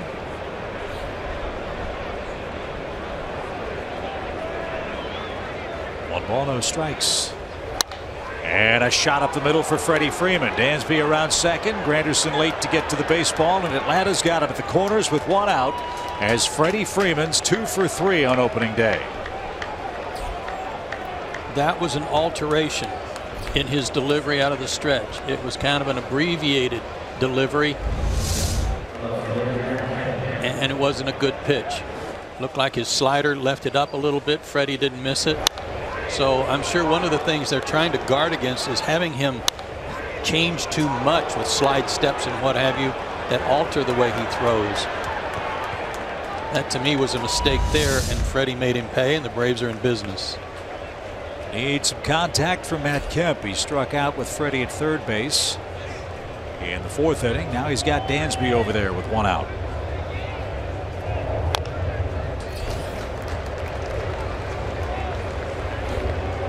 Really need to get that run in here. This has been a tough matchup head-to-head for Matt in his career. He's 1 for 13 now against Syndergaard with 5 strikeouts.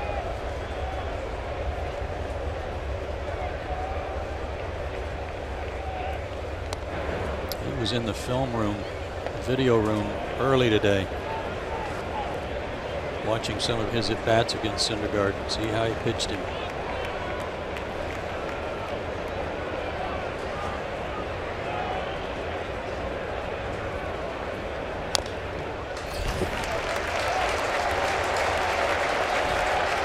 It was magical when Matt Kemp joined the Braves after the 1st of August. This is Freeman, Kemp, and Markakis. More RBIs than anybody in the National League.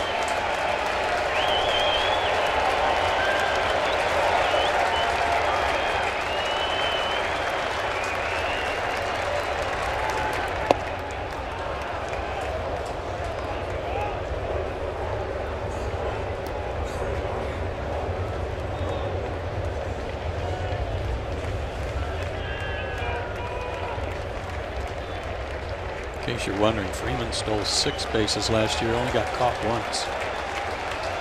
Pretty good lead over there. And that chased another. Syndergaard strikes him out for the 2nd time. Big second out for the Mets right-hander, and now it's up to Markakis. That change up. And a beauty right to the back point of the plate.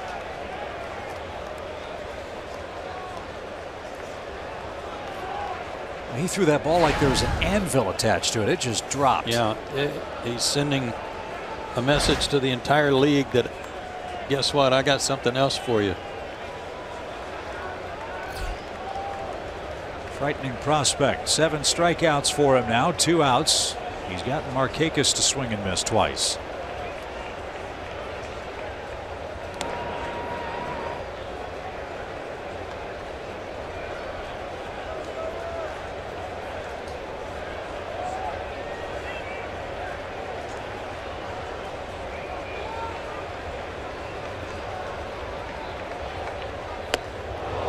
That saved a run.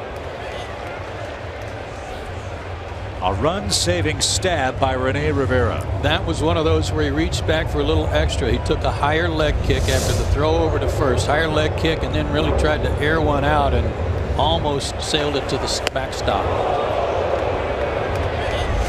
Not that easy a pitch to catch.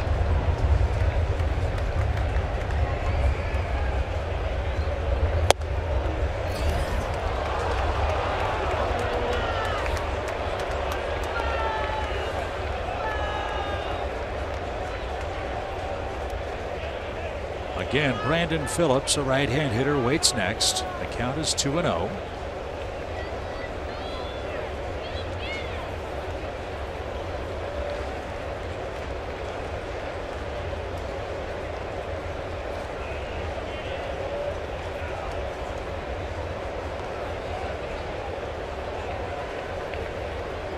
I would guess that conversation had a lot to do with Brandon Phillips.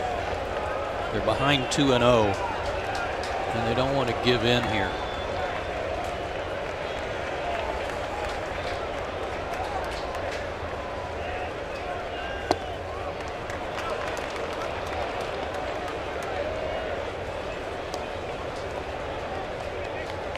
Nick will probably get a green light.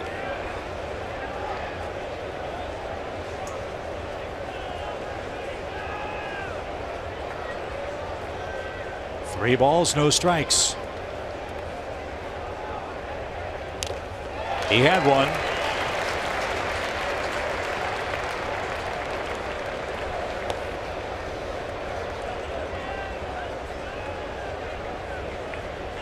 Now it's 3-1. It's hard when you throw 98 to say, well, you don't have to give him a fastball here. Yeah. And you want to go, well, why not? But you don't have to throw it for a strike, certainly, if that was their plan originally.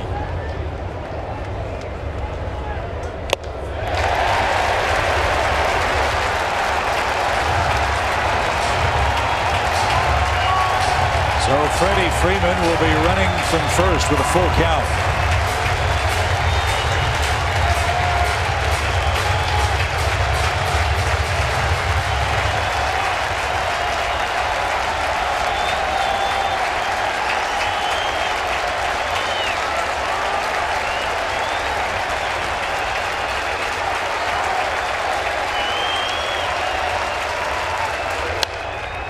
Do it again.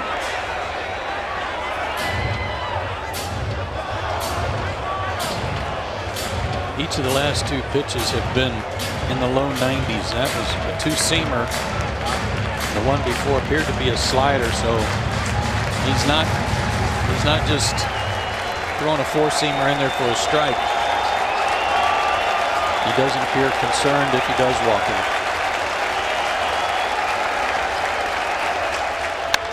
Fly ball well hit toward left, but Cespedes is there, and Syndergaard pitches out of a sixth-inning jam. The Braves strand two, still no score.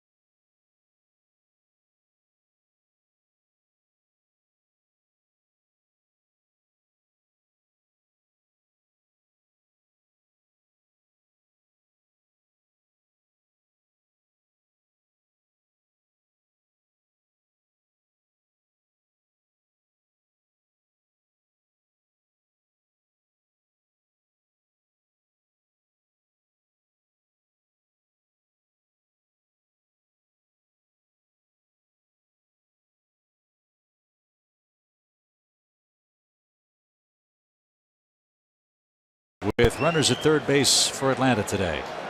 No walks complicate matters for him, even though he's given up 5 hits. Julio's given up 4. He has struck out 7. Julio's fanned 6. And a little cue shot right back to the mound. Gets Tehran's sixth inning off to a good start. Boy, he needs some early quick outs.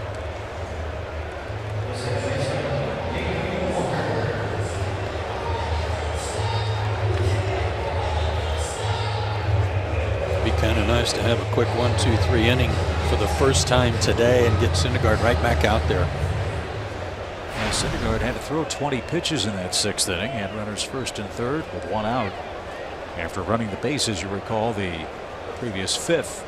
Yeah, the Mets have some action in their bullpen.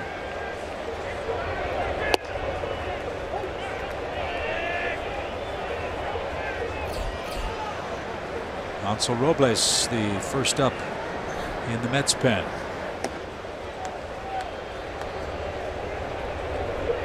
Joe told you that Julio's had great luck against the Mets. Had tremendous numbers here at Citi Field.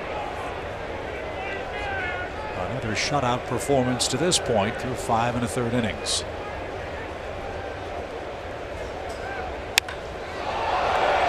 Fly ball right. Markakis backpedals to the track.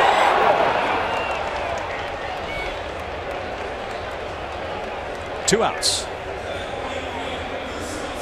Fly ball by Cespedes last inning, and that one, both looked like they had a chance.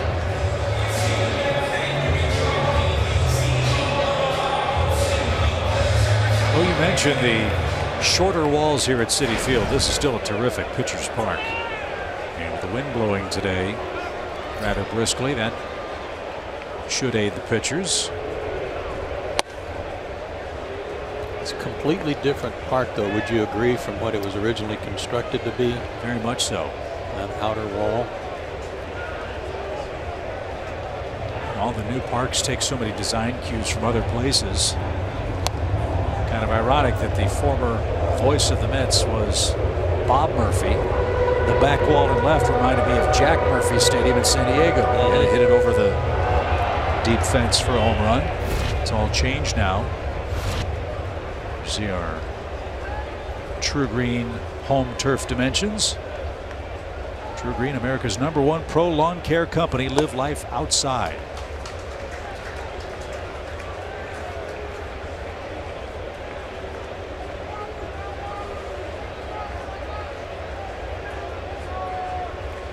Two and one for Jay Bruce.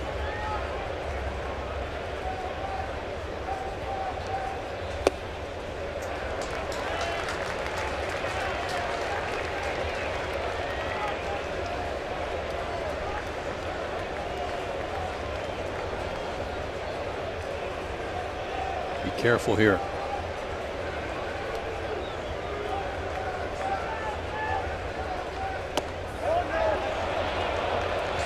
Bruce held up, and Tehran walked him with 2 outs. Orioles walked 3 men now. He's got Lucas Duda.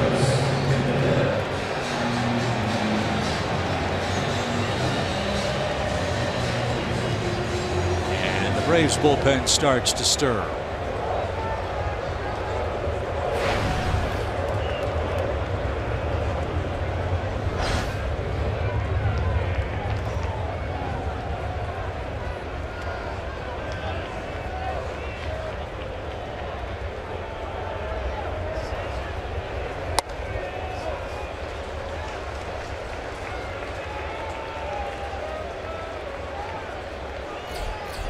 Ian Kroll's the first Brave to loosen.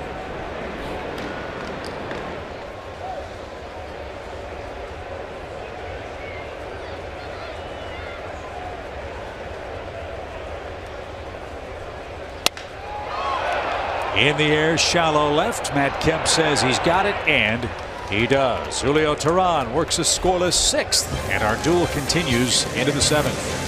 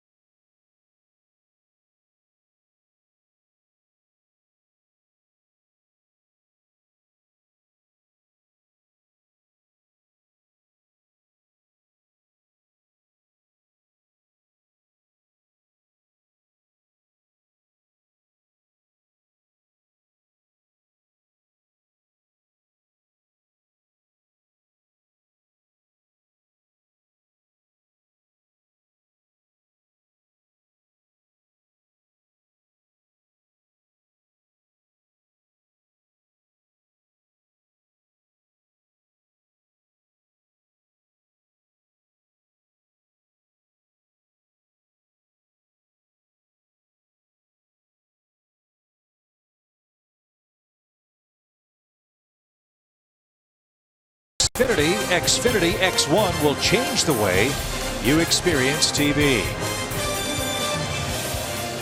Beautiful day in New York. Happy opening day, everybody. Thanks so much for joining us. With Joe Simpson and Paul Burt, Chip Carey with you at Citi Field in New York. Get your tickets today to get your seats for your favorite theme nights and gate giveaways during the inaugural season at SunTrust Park. You won't want to miss Star Wars Night, Bartolo Colon Bobblehead Night, and many, many more. Visit Braves.com/promotions for more details. New chunker for the Mets. How about that? Syndergaard's gone after 6 shutout innings, but before you get all giddy, Hansel Robles had a spring training that was fabulous. 9 2/3 innings, no earned runs, no walks, 11 strikeouts. He throws hard. Fastball, slider, changeup. His fastball is 95 to 99. So out of the proverbial frying pan. 85 strikeouts and 77 2/3 innings for Robles last year. And his year starts with a called strike for Brandon Phillips.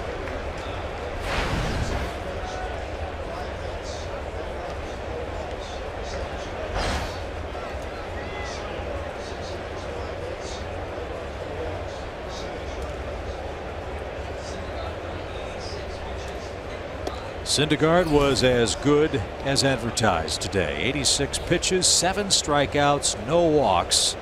He scattered 5 hits, I should say, over 6 innings pitched. And big strikeouts with men in scoring position in 2 separate innings to keep it scoreless.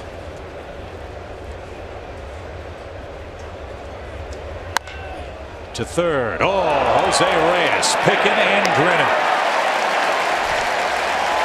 I'm not sure if he caught it or the ball caught him, but a tough luck bounce out for Brandon Phillips. 1 down. Saved a double.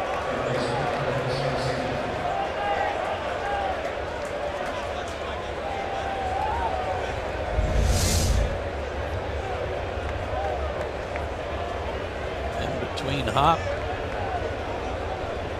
A little bit of an Olay for Jose. Yeah, how come they don't play the music when he does that in the field? They do it when he's at the plate. I think Ron Washington's giving him a little grief about that over in the Braves' third base coaching box. So Adonis Garcia with 1 out. Another chance. This time Reyes got behind the baseball. 2 out.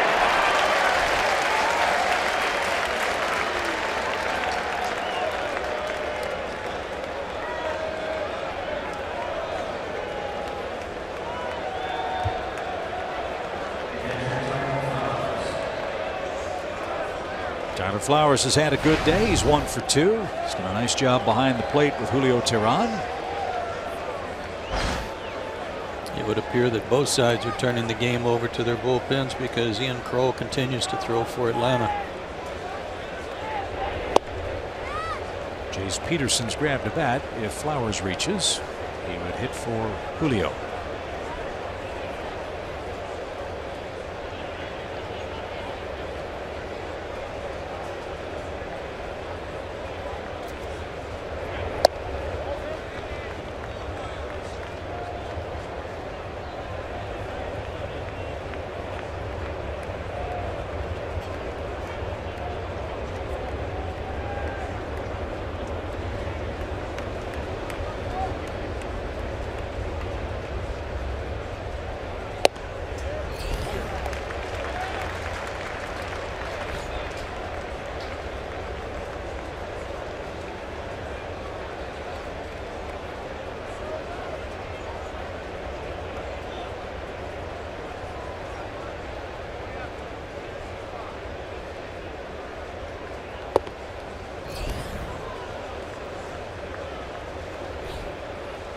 Pretty good hesitation he has at the top of his leg kick, trying to throw your timing off, because I'll bet there's a delivery or two he's got that he doesn't pause and tries to quick pitch you.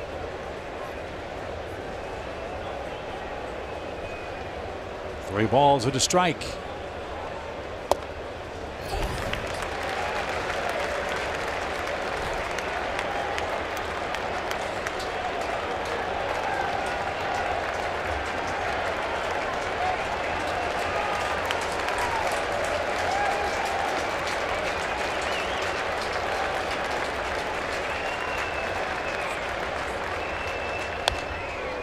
Back our way. And we'll do it again. A little extra from 95 to 98.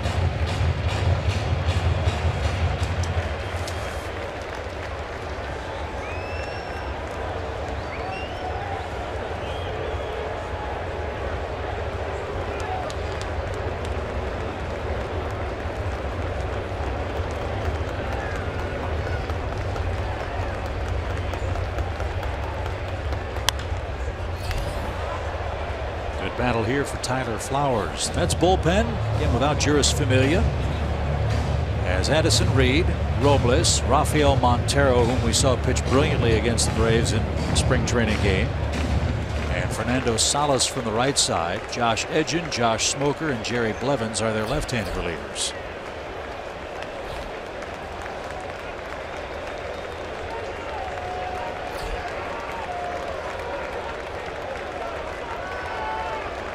Good at bat by Tyler.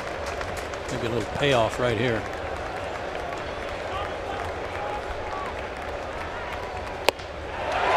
Not to be. Strikes out looking.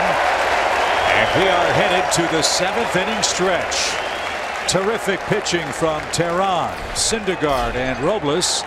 And after 6.5 innings in the Big Apple, the Braves nothing, the Mets nothing. And on opening day, all around the major leagues, the crowd will rise as we enjoy a stirring rendition of God Bless America.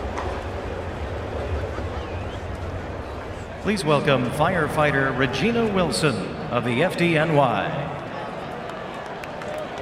God bless America, land that I love. Stand beside her and guide her through the night with the light from above. From the mountains to the prairies to the ocean, white with foam.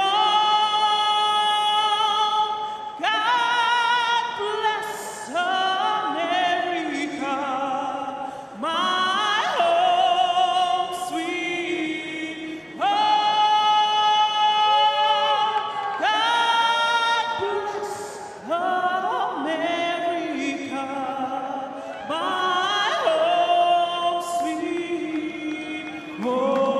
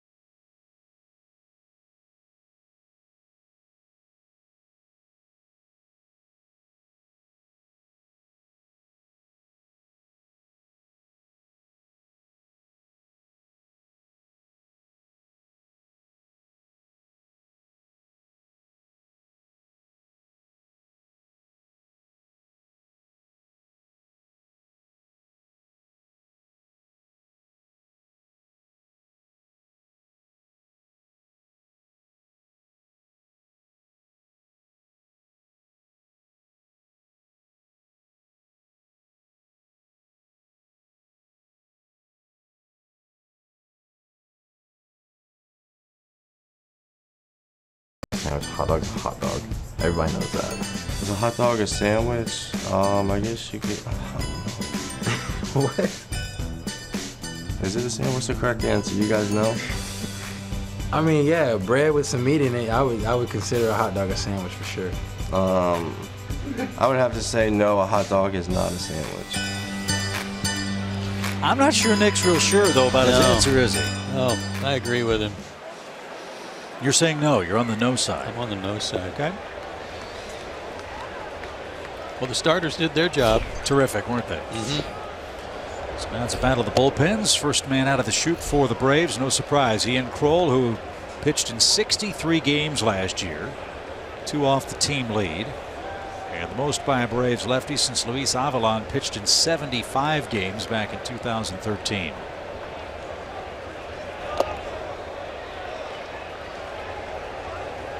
Ian's one of those reverse split guys. Right-handers hit for a lower average than lefties did against him last season.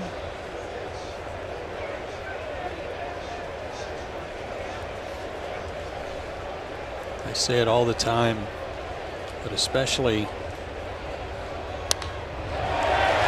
Rivera with a base hit. Games like this, close, late in the ball game, can't walk anybody. Make them hit to get on. Rivera did that. So Robles will be taken down. Wilmer Flores grabs the bat. He'll pinch hit. One of the reasons Julio Teheran threw him first pitch breaking balls a lot today is because Rivera is such a good fastball hitter, and he hit a fastball there.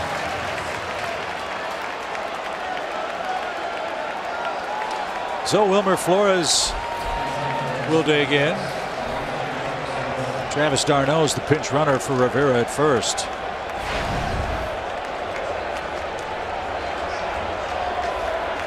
So action for New York. Leadoff man aboard in a scoreless game. Second time, make it third time today. They've put their first runner on base. And that pops away from Flowers, but no advance by d'Arnaud.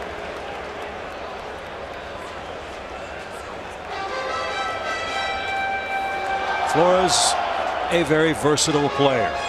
51 games at third, 27 at first, 18 at second, 8 at shortstop. And like any player worth his salt, he'll be the first to tell you, I want to play every day.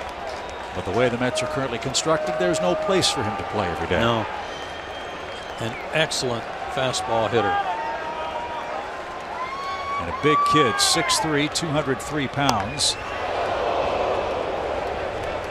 And in those 103 games, and only 307 at bats, Joey, it's 16 home runs. He's got tremendous pop. Was it last year or the year before where he was supposedly traded to the Brewers, and then the deal fell through, remember? I think that was 2 years ago. He was standing at shortstop crying. Because he thought he was gone. 1 ball, 1 strike to him. Just inside. After the season last year, Flores had hook of the hamate surgery in his right wrist.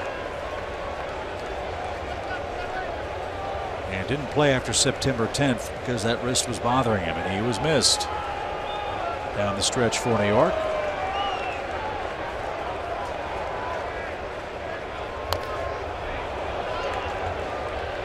Stands very upright, has a very short stride, if any at all. Generates a tremendous amount of bat speed. Really uses his hands well.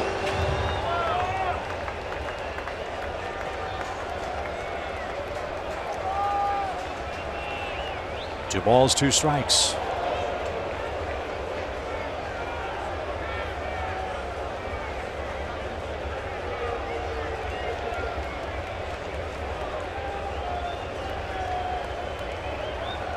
So many Mets, does not run well. Ground ball, you might have a shot at a double play on him. Chopper to third. There's one, and all the Braves can get.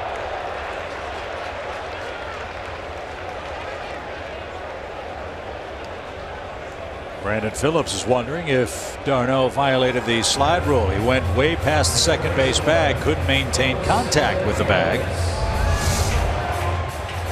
But Will Little says no such luck. Well, he hit the bag and went past the bag. He did touch it.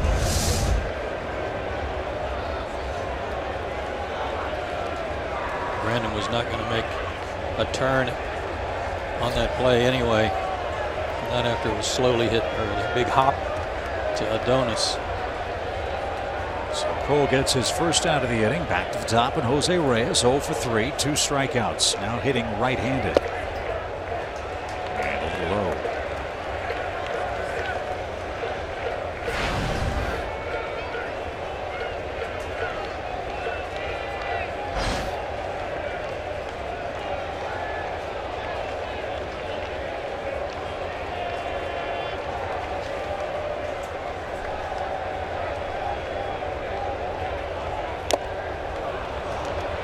Tipped and caught.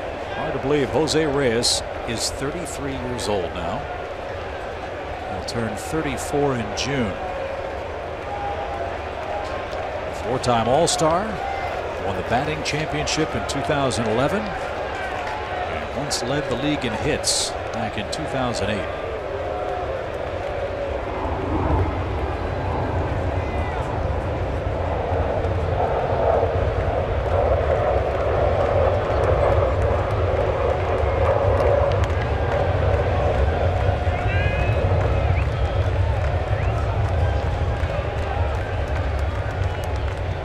Runner goes, big jump. Reyes swing and a miss. No chance at all for Tyler Flowers. And Wilmer Flores easily steals second base and stands in scoring position with 1 out. Even not being a swift runner, with that long high leg kick by Ian Kroll, swiped it easy.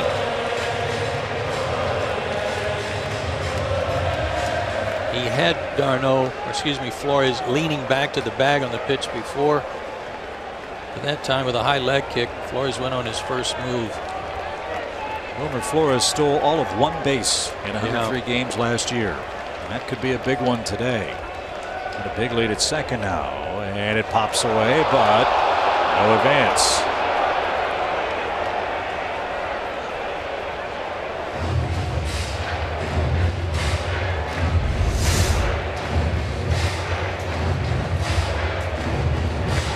Did everything he could do on that breaking ball, curveball in the dirt, corralled it enough to keep Flores from advancing.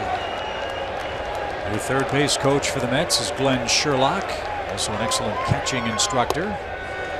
As that just missed inside. Sherlock spent 19 years with the Diamondbacks before coming to New York. Cabrera's next. Scoreless game, home 7th.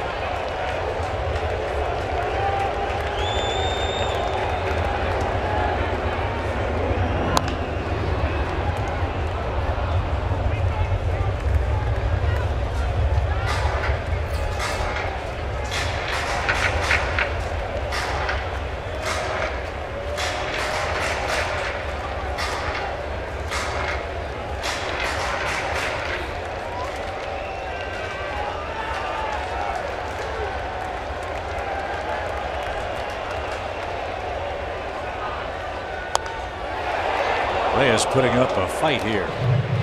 Sharply hit, but well foul. We'll do it again. Remember the breaking ball, he bounced in the dirt. He was trying to get the out here with the breaking ball and made a little too good a pitch with it.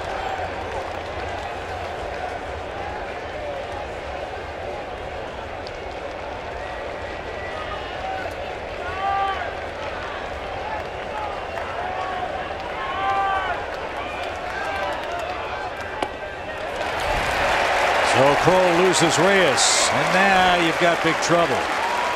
Cabrera and Cespedes are coming up. 2 on, 1 out.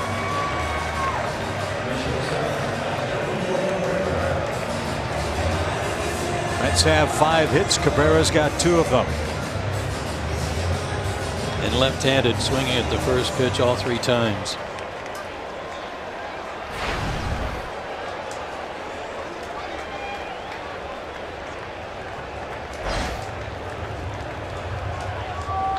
This guy's a tough out.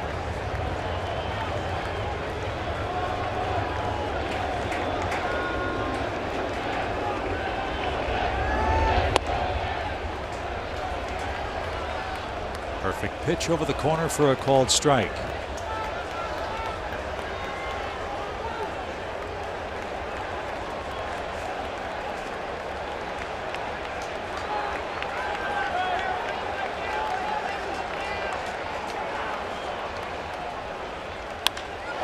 Base hit to center. Here comes Flores around third. Ender loads up. His throw to the plate is going to be in time. He got it.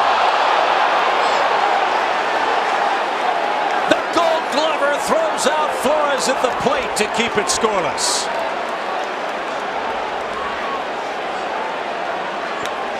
That's the second time this spring I've seen Tyler Flowers take a throw behind home plate and then reach forward, as opposed to catching the ball in front of the plate. And the Mets are going to challenge the call at the plate.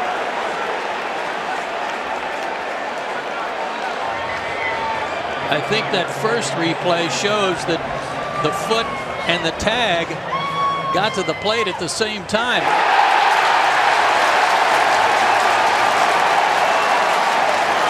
That angle right there, that freeze frame, would indicate he is safe.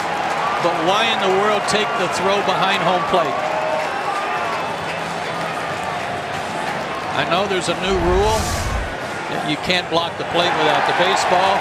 Runners can't run over you if you're not blocking the plate, but I don't understand that.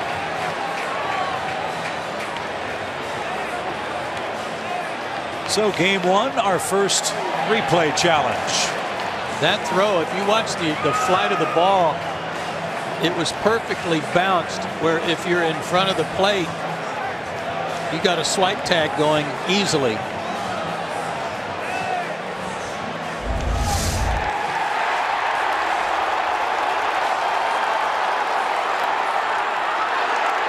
Take that in front of the plate. He's out. Instead, he's safe. And the call is overturned, and the Mets have a 1-0 lead. On his dribble, Cabrera's third hit of the afternoon. And they're not done yet. 1 in, 2 on, 1 out. And Yoenis Cespedes is coming up, and Brian Snitker is coming out. So New York strikes first off Ian Kroll in the 7th. Back to New York in a moment.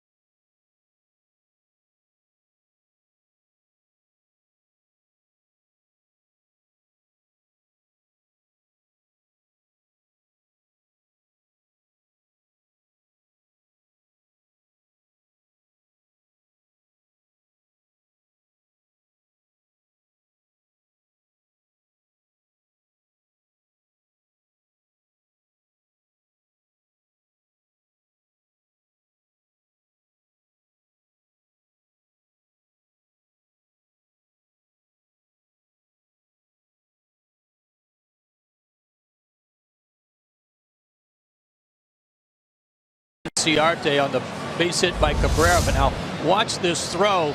Perfect footwork. Great throw. Now watch where this ball bounces. One hopper bouncing this far in front of the plate, comes up beautifully.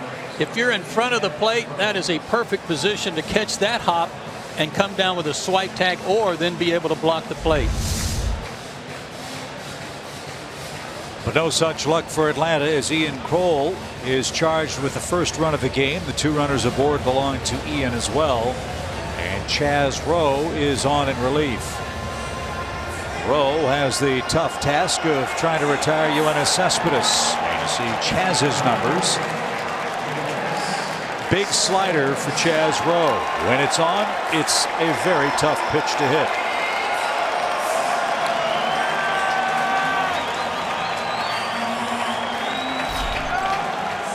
Cespedes in his season debut 0 for 3 with a strikeout.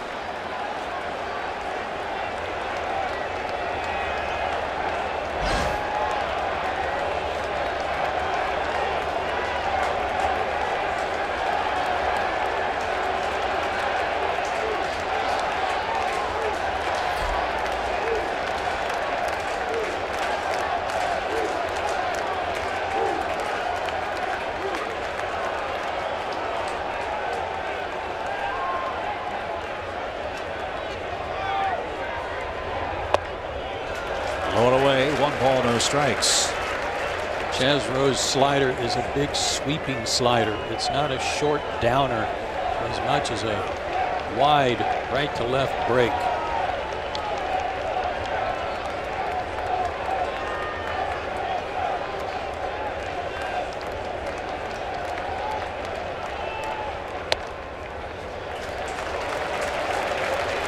Two balls, no strikes. We're a little surprised that Syndergaard left the game for New York after his 86 pitches.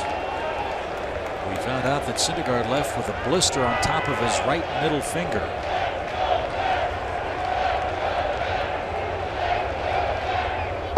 There's the slider. It missed badly. 3-0 the count. Cespedes will be hacking away.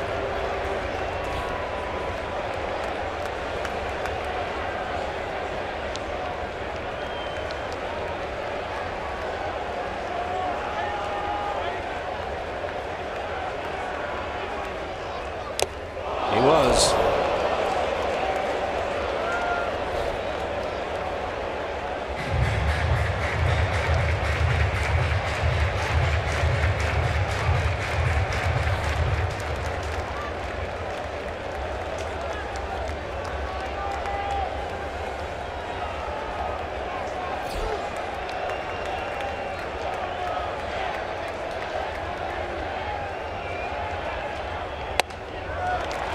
They're loaded. Second walk of the inning issued by the Braves relief staff.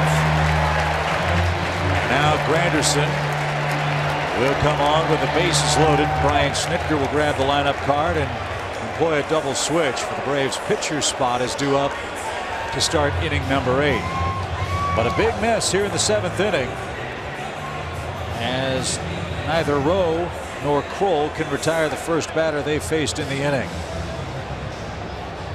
1-0 New York. The Mets, though, with a big threat.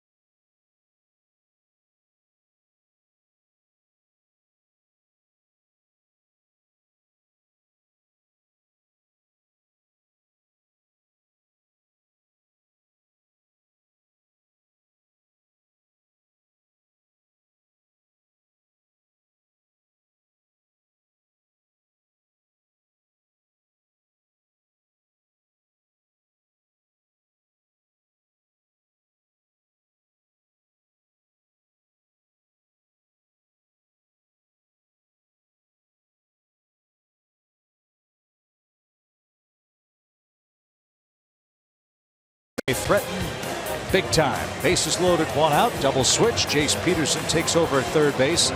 He'll hit ninth. And on to pitch for Atlanta is Eric O'Flaherty, who had a remarkable spring and made the club with terrific work. And came in on a minor league contract to make the ball club with his good work. Sinker baller, ground ball, really needed right now. Anderson 1 for 3. And Eric missed with his first offering. Ball 1. Talked with Eric on the plane coming up to New York yesterday about the cause of his elbow issues, and he said he had a whole career's worth of scar tissue that had built up on the nerve in his left pitching elbow, and as a result he couldn't get any extension on his pitches. He's losing some feeling in his fingertips. He had a 2.5-hour procedure to clean all of that off the nerve, and all of a sudden the extension was back, the sink was back, the velocity was back, and guess what? He's back.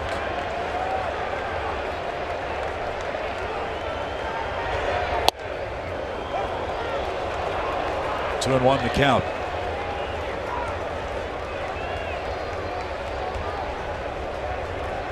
Only 6 grand slams.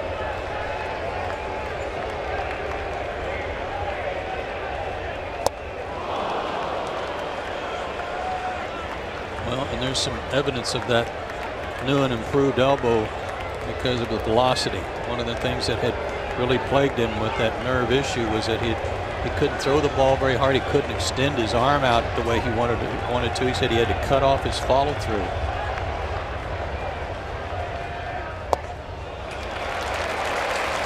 A lot of movement on that pitch, but it missed. And now he's got to throw a strike, or the Mets will get another run. Reyes, Cabrera, and Cespedes, the New York runners.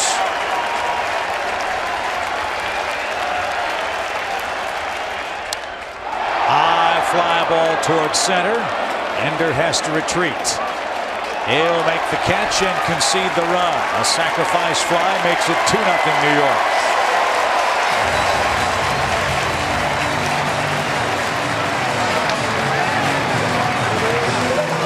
Big difference in this game. That's make contact in a contact spot. The Braves had runners at third with less than 2 out twice and could not bring home the first run of the day.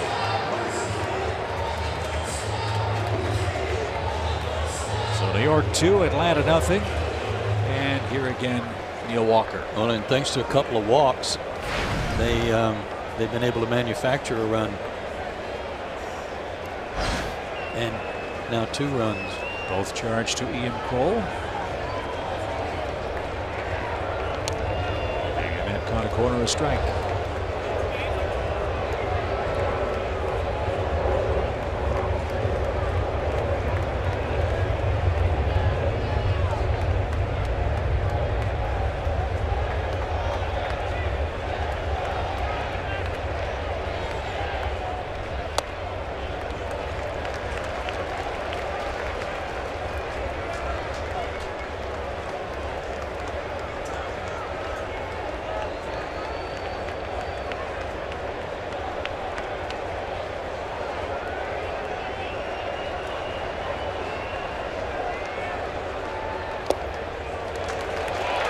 Tyler couldn't find it, and Cabrera's moving up 90 feet.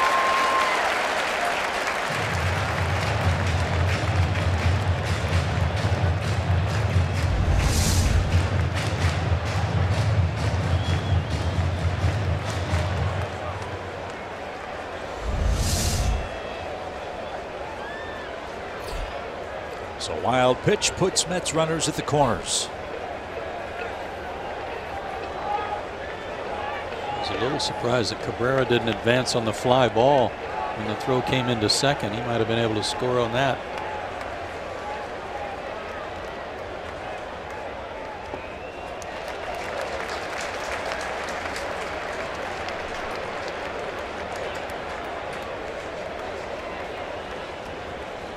Jay Bruce is on deck.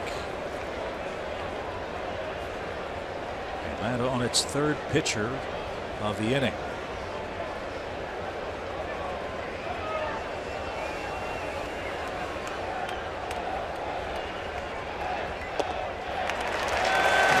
third walk of the inning.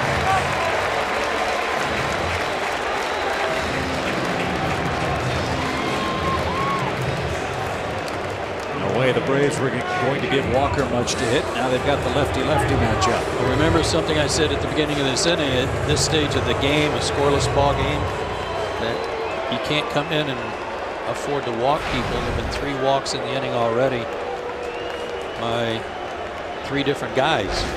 One of the walks so far has scored. So Jay Bruce with 2 outs and 2 in for New York. Then sweeps off the plate. Ball 1.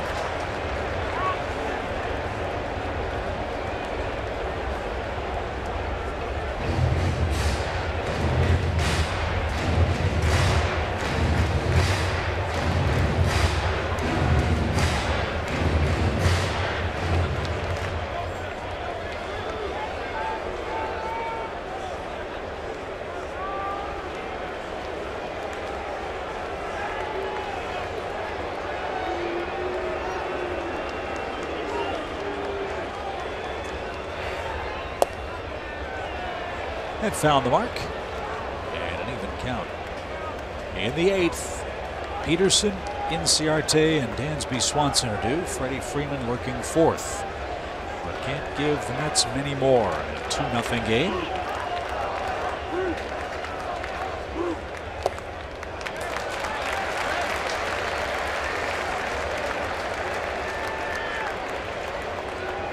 Trying to negate Jay Bruce's aggressiveness with the bases loaded by some breaking balls, but he's not fishing. He's been patient all day with a couple of walks. Now he's in the driver's seat. 3-1.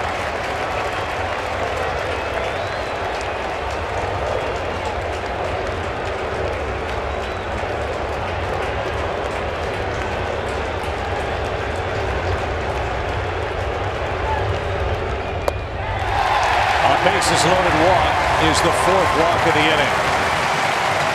It's 3-0.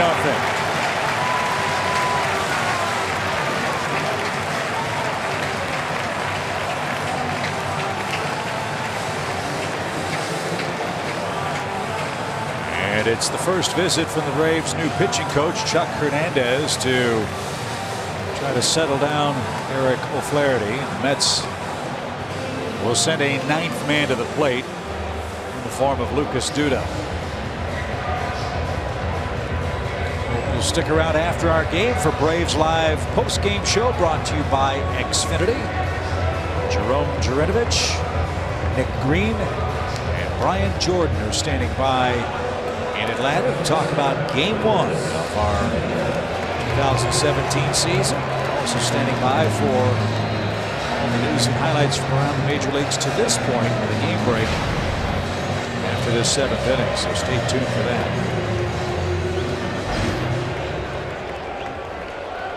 Duda for 2 with a walk and a strikeout.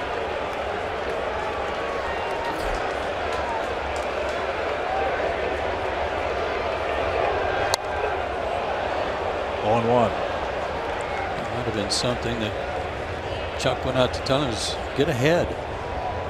Get a left-handed hitter up there, get ahead in the count, and see if you can get him to fish for some of the breaking stuff.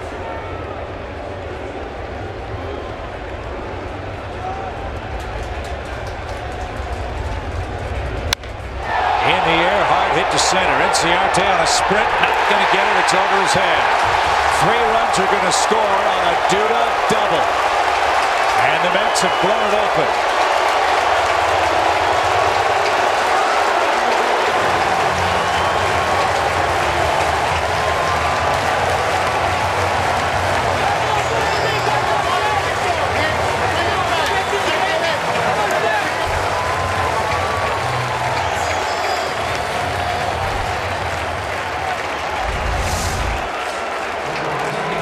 Fastball, center cut, and again, to reiterate what you said earlier, Chip, about some of the injuries for the Mets. Boy, did they miss Lucas Duda at the end of the year. And it's got to be an encouraging sign for New York in this regard, too. They've scored 6 runs on 7 hits. They haven't hit a homer. They've had a patient approach to the plate.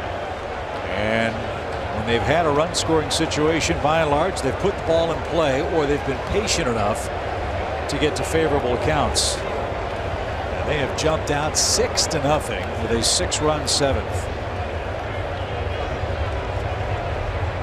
As Travis d'Arnaud gets his first at-bat in today's game. Remember, he came on as a pinch runner.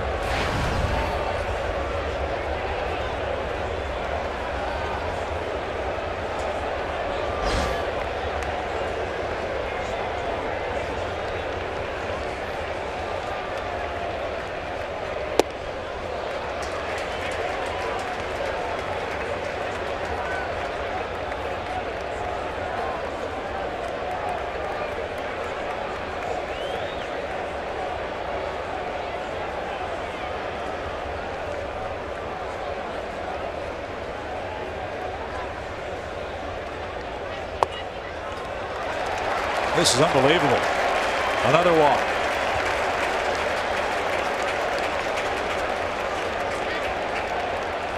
Five walks in the inning. And the Braves are going to have to make another pitching change. They'll use 4 pitchers to try to get 3 outs. Yeah, and it's about the lack of strikes. 4 walks in the inning? No, more than that. 5. Yep. 1 by Kroll, 1 by Rowe, 3 by Eric O'Flaherty. Rowe gives up 3 runs. Excuse me, Kroll gives up 3 runs. Rowe has given up a run. Eric's given up 2. And the Mets have taken a 6-0 lead, and sadly, they appear not to be done yet.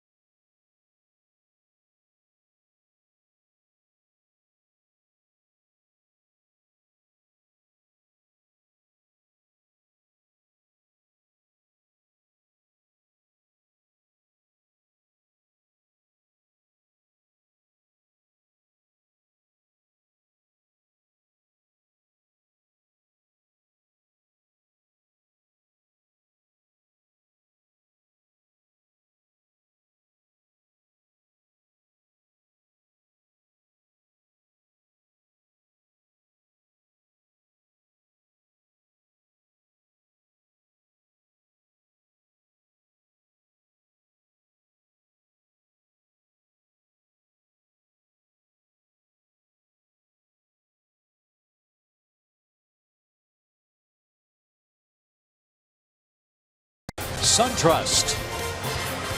We're in the 7th inning. The Mets have scored 6 times. The Braves have thrown 45 pitches this inning, only 19 of them for strikes.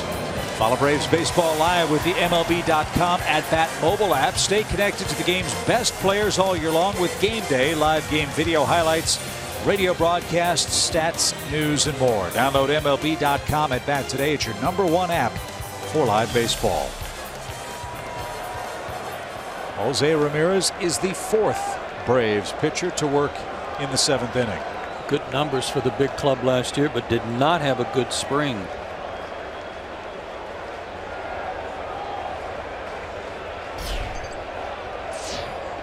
Eight earned runs in 10 innings. That went all the way to the backstop, and no chance for Tyler Flowers. Boy, he's had a rough inning too. Yeah. See if he got maybe going out. He might have gotten crossed up.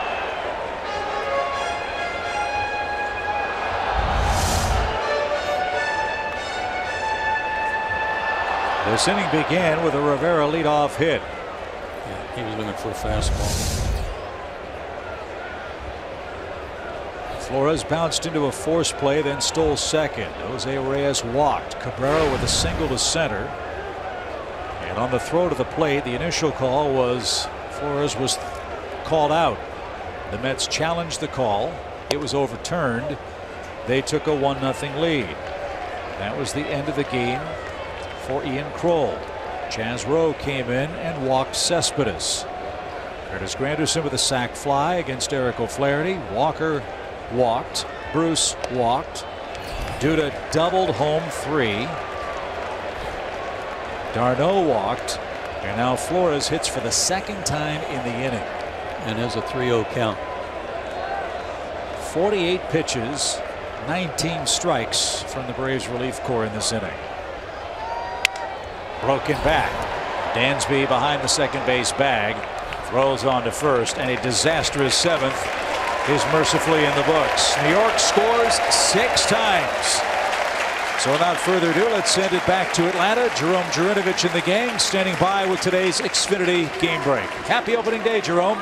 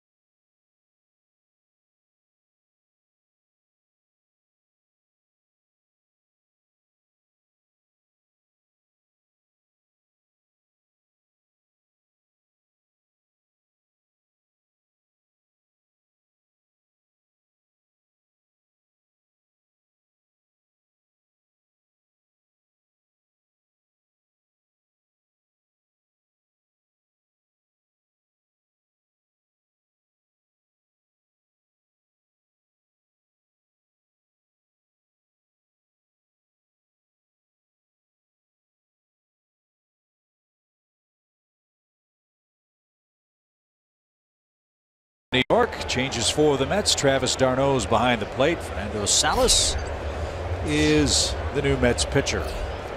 Jace Peterson will lead things off. And Salas delivers a strike. Salas came over from the Angels late last season. Fastball, curveball, changeup.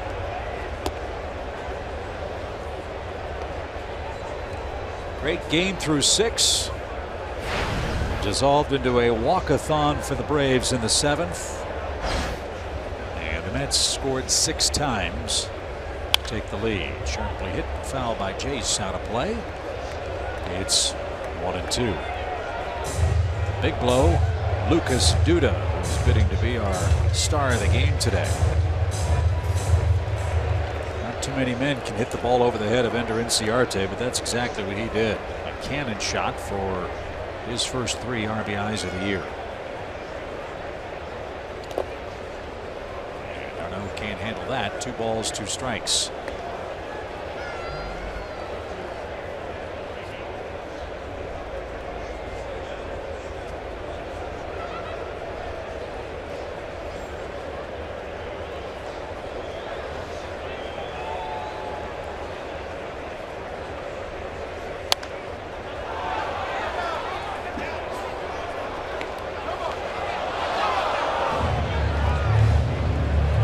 off day for the Braves and Mets tomorrow. Game 2 here Wednesday. Jacob deGrom and Bartolo Colon.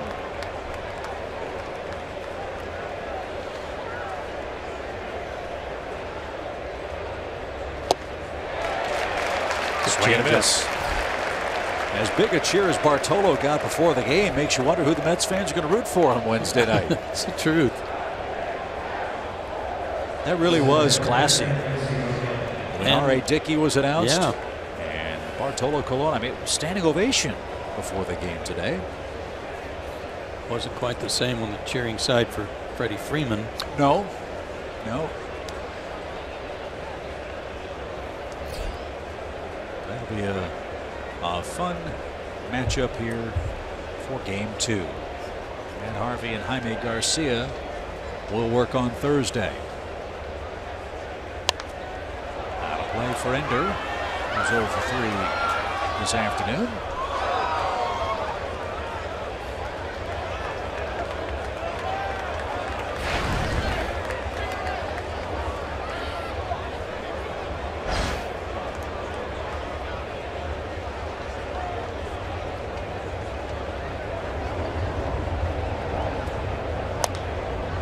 Lifted softly toward left. Shallow. Cespedes cannot get there.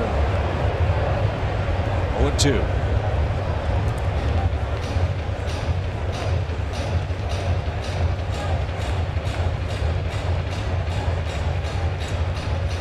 First finals in today in the National League. The Nationals beat Miami 4-2.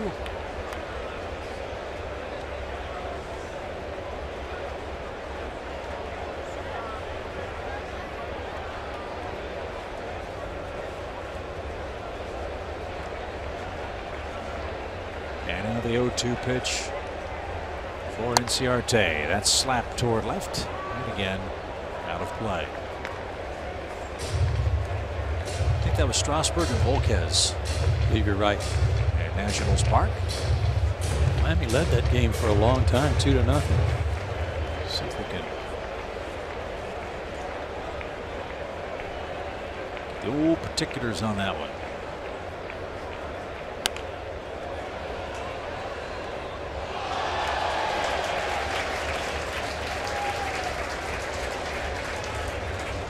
Catch by Fan from Sayasa.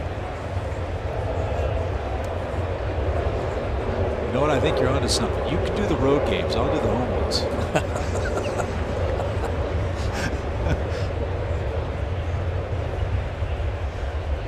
0-2. Strasburg beat David Phelps. Bryce Harper hit a homer. Adam Lind hit a homer for Washington. And yes, Miami led 2-0 until the 6th. Harper hit a home run opening day against the Braves last year. In fact, he hit it in the first inning. And then Freddie Freeman hit one in the bottom of the first. That's right. I think it'll be fascinating to watch Bryce Harper's season, with free agency looming in a couple of years.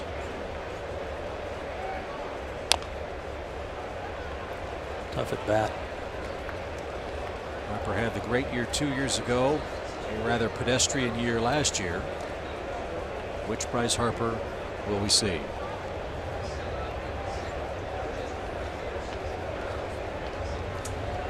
Gigantic crowd, second largest regular season crowd in the history of Citi Field. 44,384 today. Swing. And to be in New York with this kind of weather this time of year, what a treat. Yeah, nice. And it may be perfect scheduling if the forecast, if the weatherman's right. It's supposed to rain here tomorrow, but it's a scheduled day off, and then good weather returns for Wednesday night.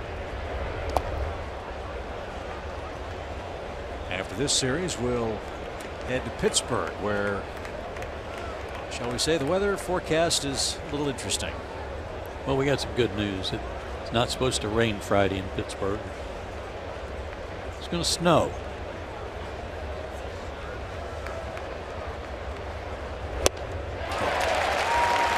Boy, you hate that at bat. Doggone it. You battle, you get it to 3-2, and then you miss that fastball. That was a good at bat. That can really irk you after putting up such a good fight. So back-to-back strikeouts for Salas, and Dansby Swanson is up for a fourth time. Dansby's 1 for 4, his single to right field. So 1 for 3 for Dansby, single to right field in the 6th inning, and the Braves in business. He took third on Freddie Freeman's 1-out hit, but Matt Kemp struck out with Swanson at third base. Nick Markakis flied out, and that was the last Atlanta offensive threat.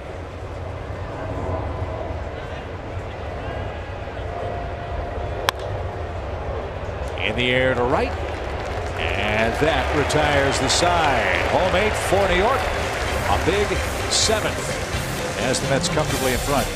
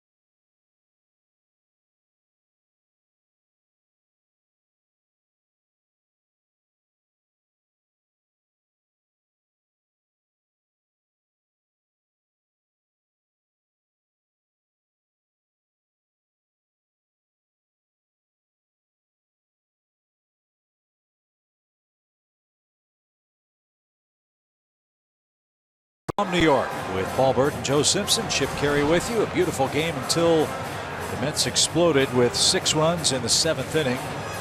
So 5 Atlanta relief pitcher walks. Calling all kids, your Braves are having a special opening day just for you. Sunday, April 16th. There will be special activities and prizes just for kids, and the first opportunity to run the bases at SunTrust Park after the game. Go to Braves.com/tickets today for more details.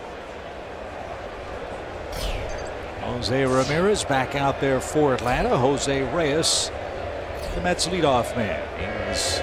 He issued a walk his last time up and scored the 2nd New York run.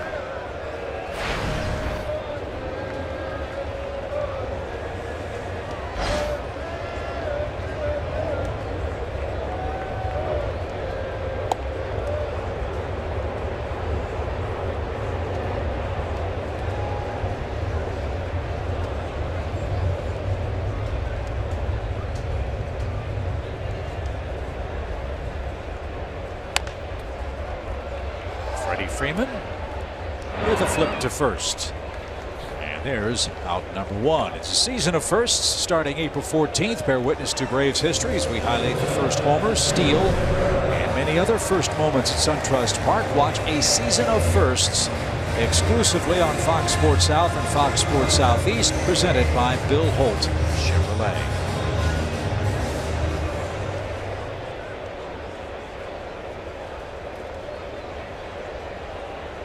Good day today for Asdrubal Cabrera.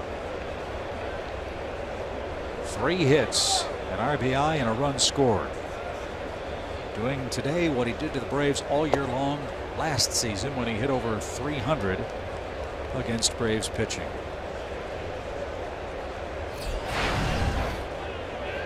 Hits from both sides of the plate, too.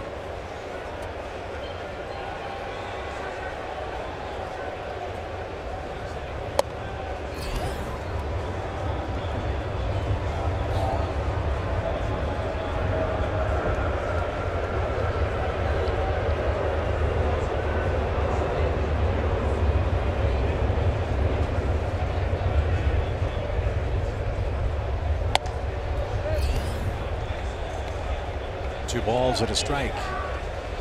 They're getting ready to go in Los Angeles. Dodgers and Padres will open the season. Clayton Kershaw pitching for LA. Former Brave Julius Chassin is the opening day starter for the Padres.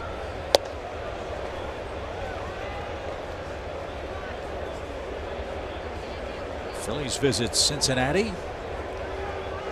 And Milwaukee at home over Colorado leads 5-4. That game's in the 6th.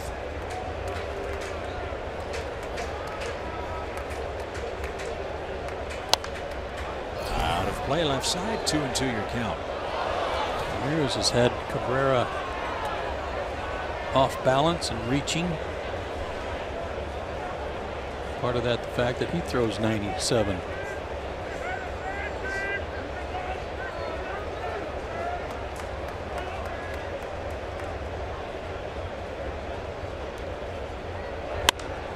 Popped up. And Jace Peterson is Johnny on the spot, makes the play. And that's the second out.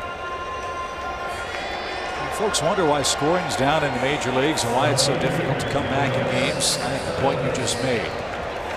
So many guys are coming in throwing 95 miles an hour at the knees. That, you know as well as anybody how tough a pitch that is to hit. And there's no relief from the relievers in the late innings for an offense. No, there's no soft touches anywhere when you're behind, trying to come from behind. Teams have their setup men lined up, ready to get to the closer if needed. Cespedes walked and scored today. And he's into launch mode. Deep left center field. Ender on the warning track is there. Makes the play. Ramirez escapes the 8th. Last chance for the Braves in the 9th. 6 to tie, 7 to take the lead. We'll see how it turns out in a moment.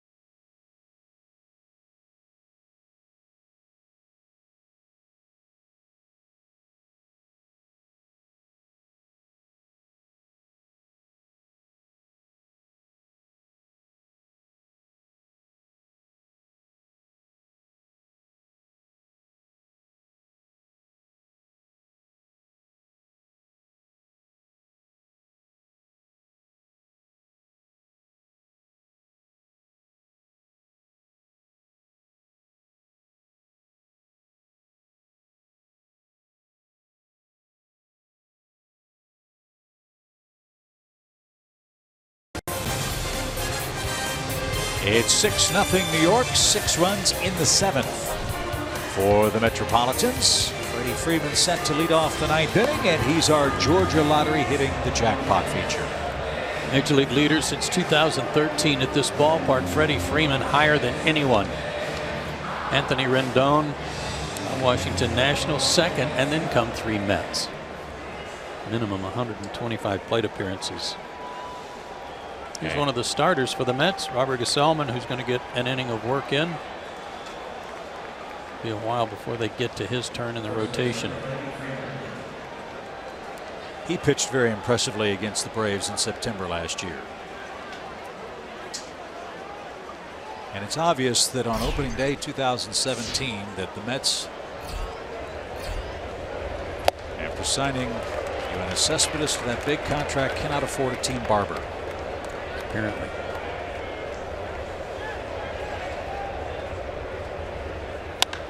And Freddie Freeman laces a shot to right field. So Freddie's season begins with a bang. He's got 3 hits. Nice to see that being locked in carries right over into the season too.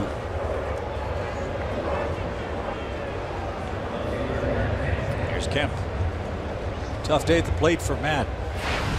Runner at third, 1 out twice today and couldn't make contact. Struck out both those times.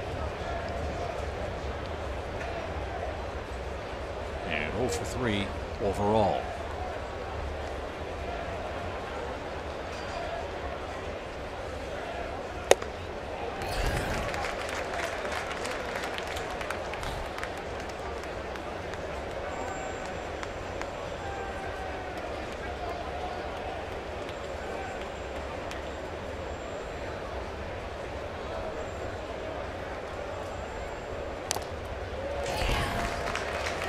All Gesellman's doing is coming and throwing 96. They've all got good arms.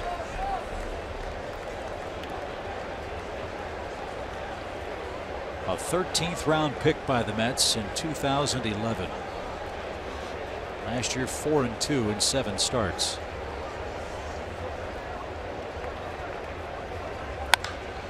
There's a sharply hit ball deep toward left. That one is going to be a one-hopper off the fence. And Freddie Freeman's going to make his way to third. A diving double for Matt Kemp.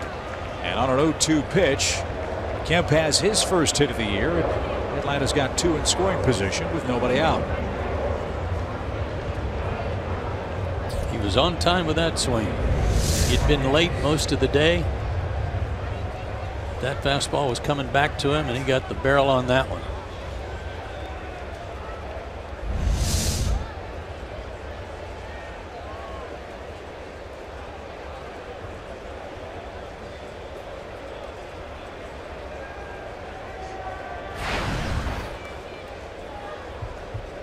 Two on, nobody out for Nick.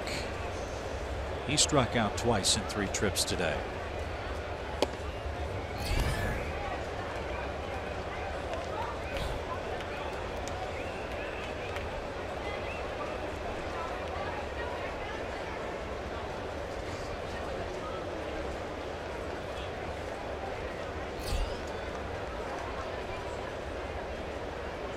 Talking to Ron Darling before the game, broadcaster for the Mets for many years and former major league pitcher and a good one. And he was talking about how if you want to compete, if you want to be a team that's going to have a chance to advance or get to the playoffs and advance, you better be about 7 or 8 deep in your starting rotation. And I don't mean have 7 or 8 guys pitching at this level. Just 5 guys in your rotation and 2 or 3 backing up that could be pitching at this level. I couldn't agree more. I mean, the days of going through a rotation for an entire season without having someone go down or miss a turn, those days in this sport are over. Like it or not.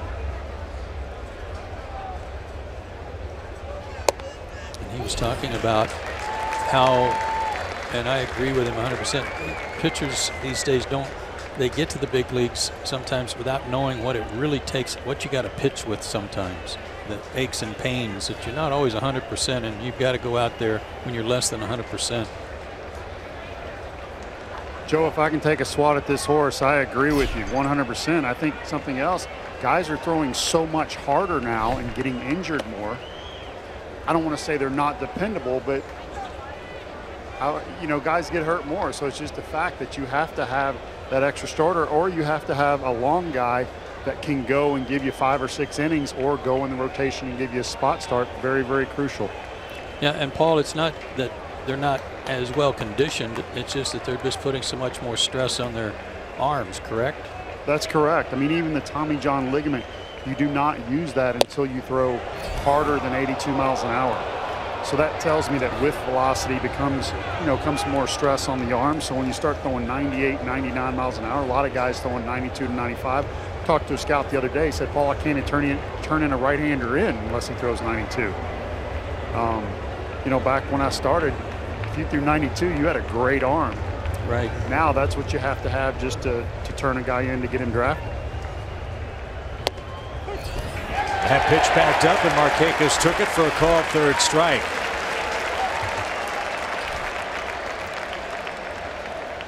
Braves country, if you can't catch the games on TV, you can stream them live on your mobile device with Fox Sports Go. Download the app and take Fox Sports Southeast and Braves baseball with you wherever you go. Presented by Honda Lawn and Garden.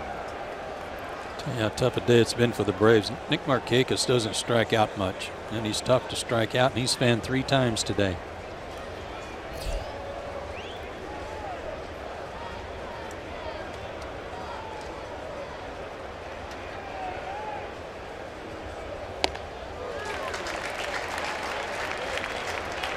No balls at a strike.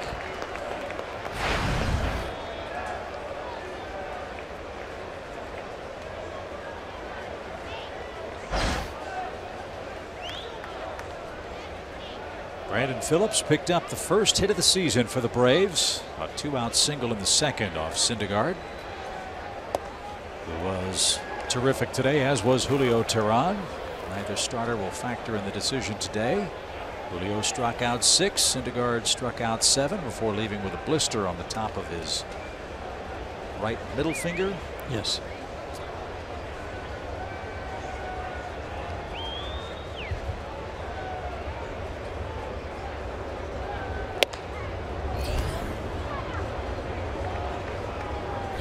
Tail of the game from Atlanta's perspective, the New York 7th. Braves relief corps threw 49 pitches, only 19 strikes, and 6 runs scored. The big blow from that man, a bases clearing double from Lucas Duda. 4 of the runs that scored reached by walk.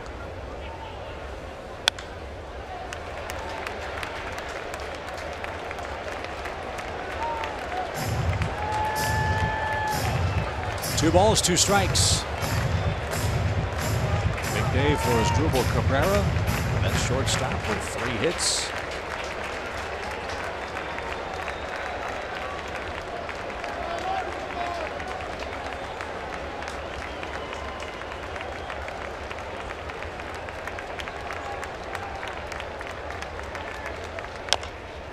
Swinging bunt trickling down the first base line. Some good play.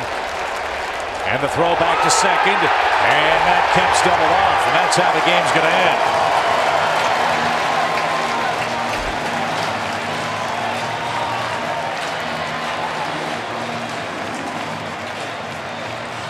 The Braves might challenge this call at second base, but for the moment, the Mets enjoy a 6-0 victory.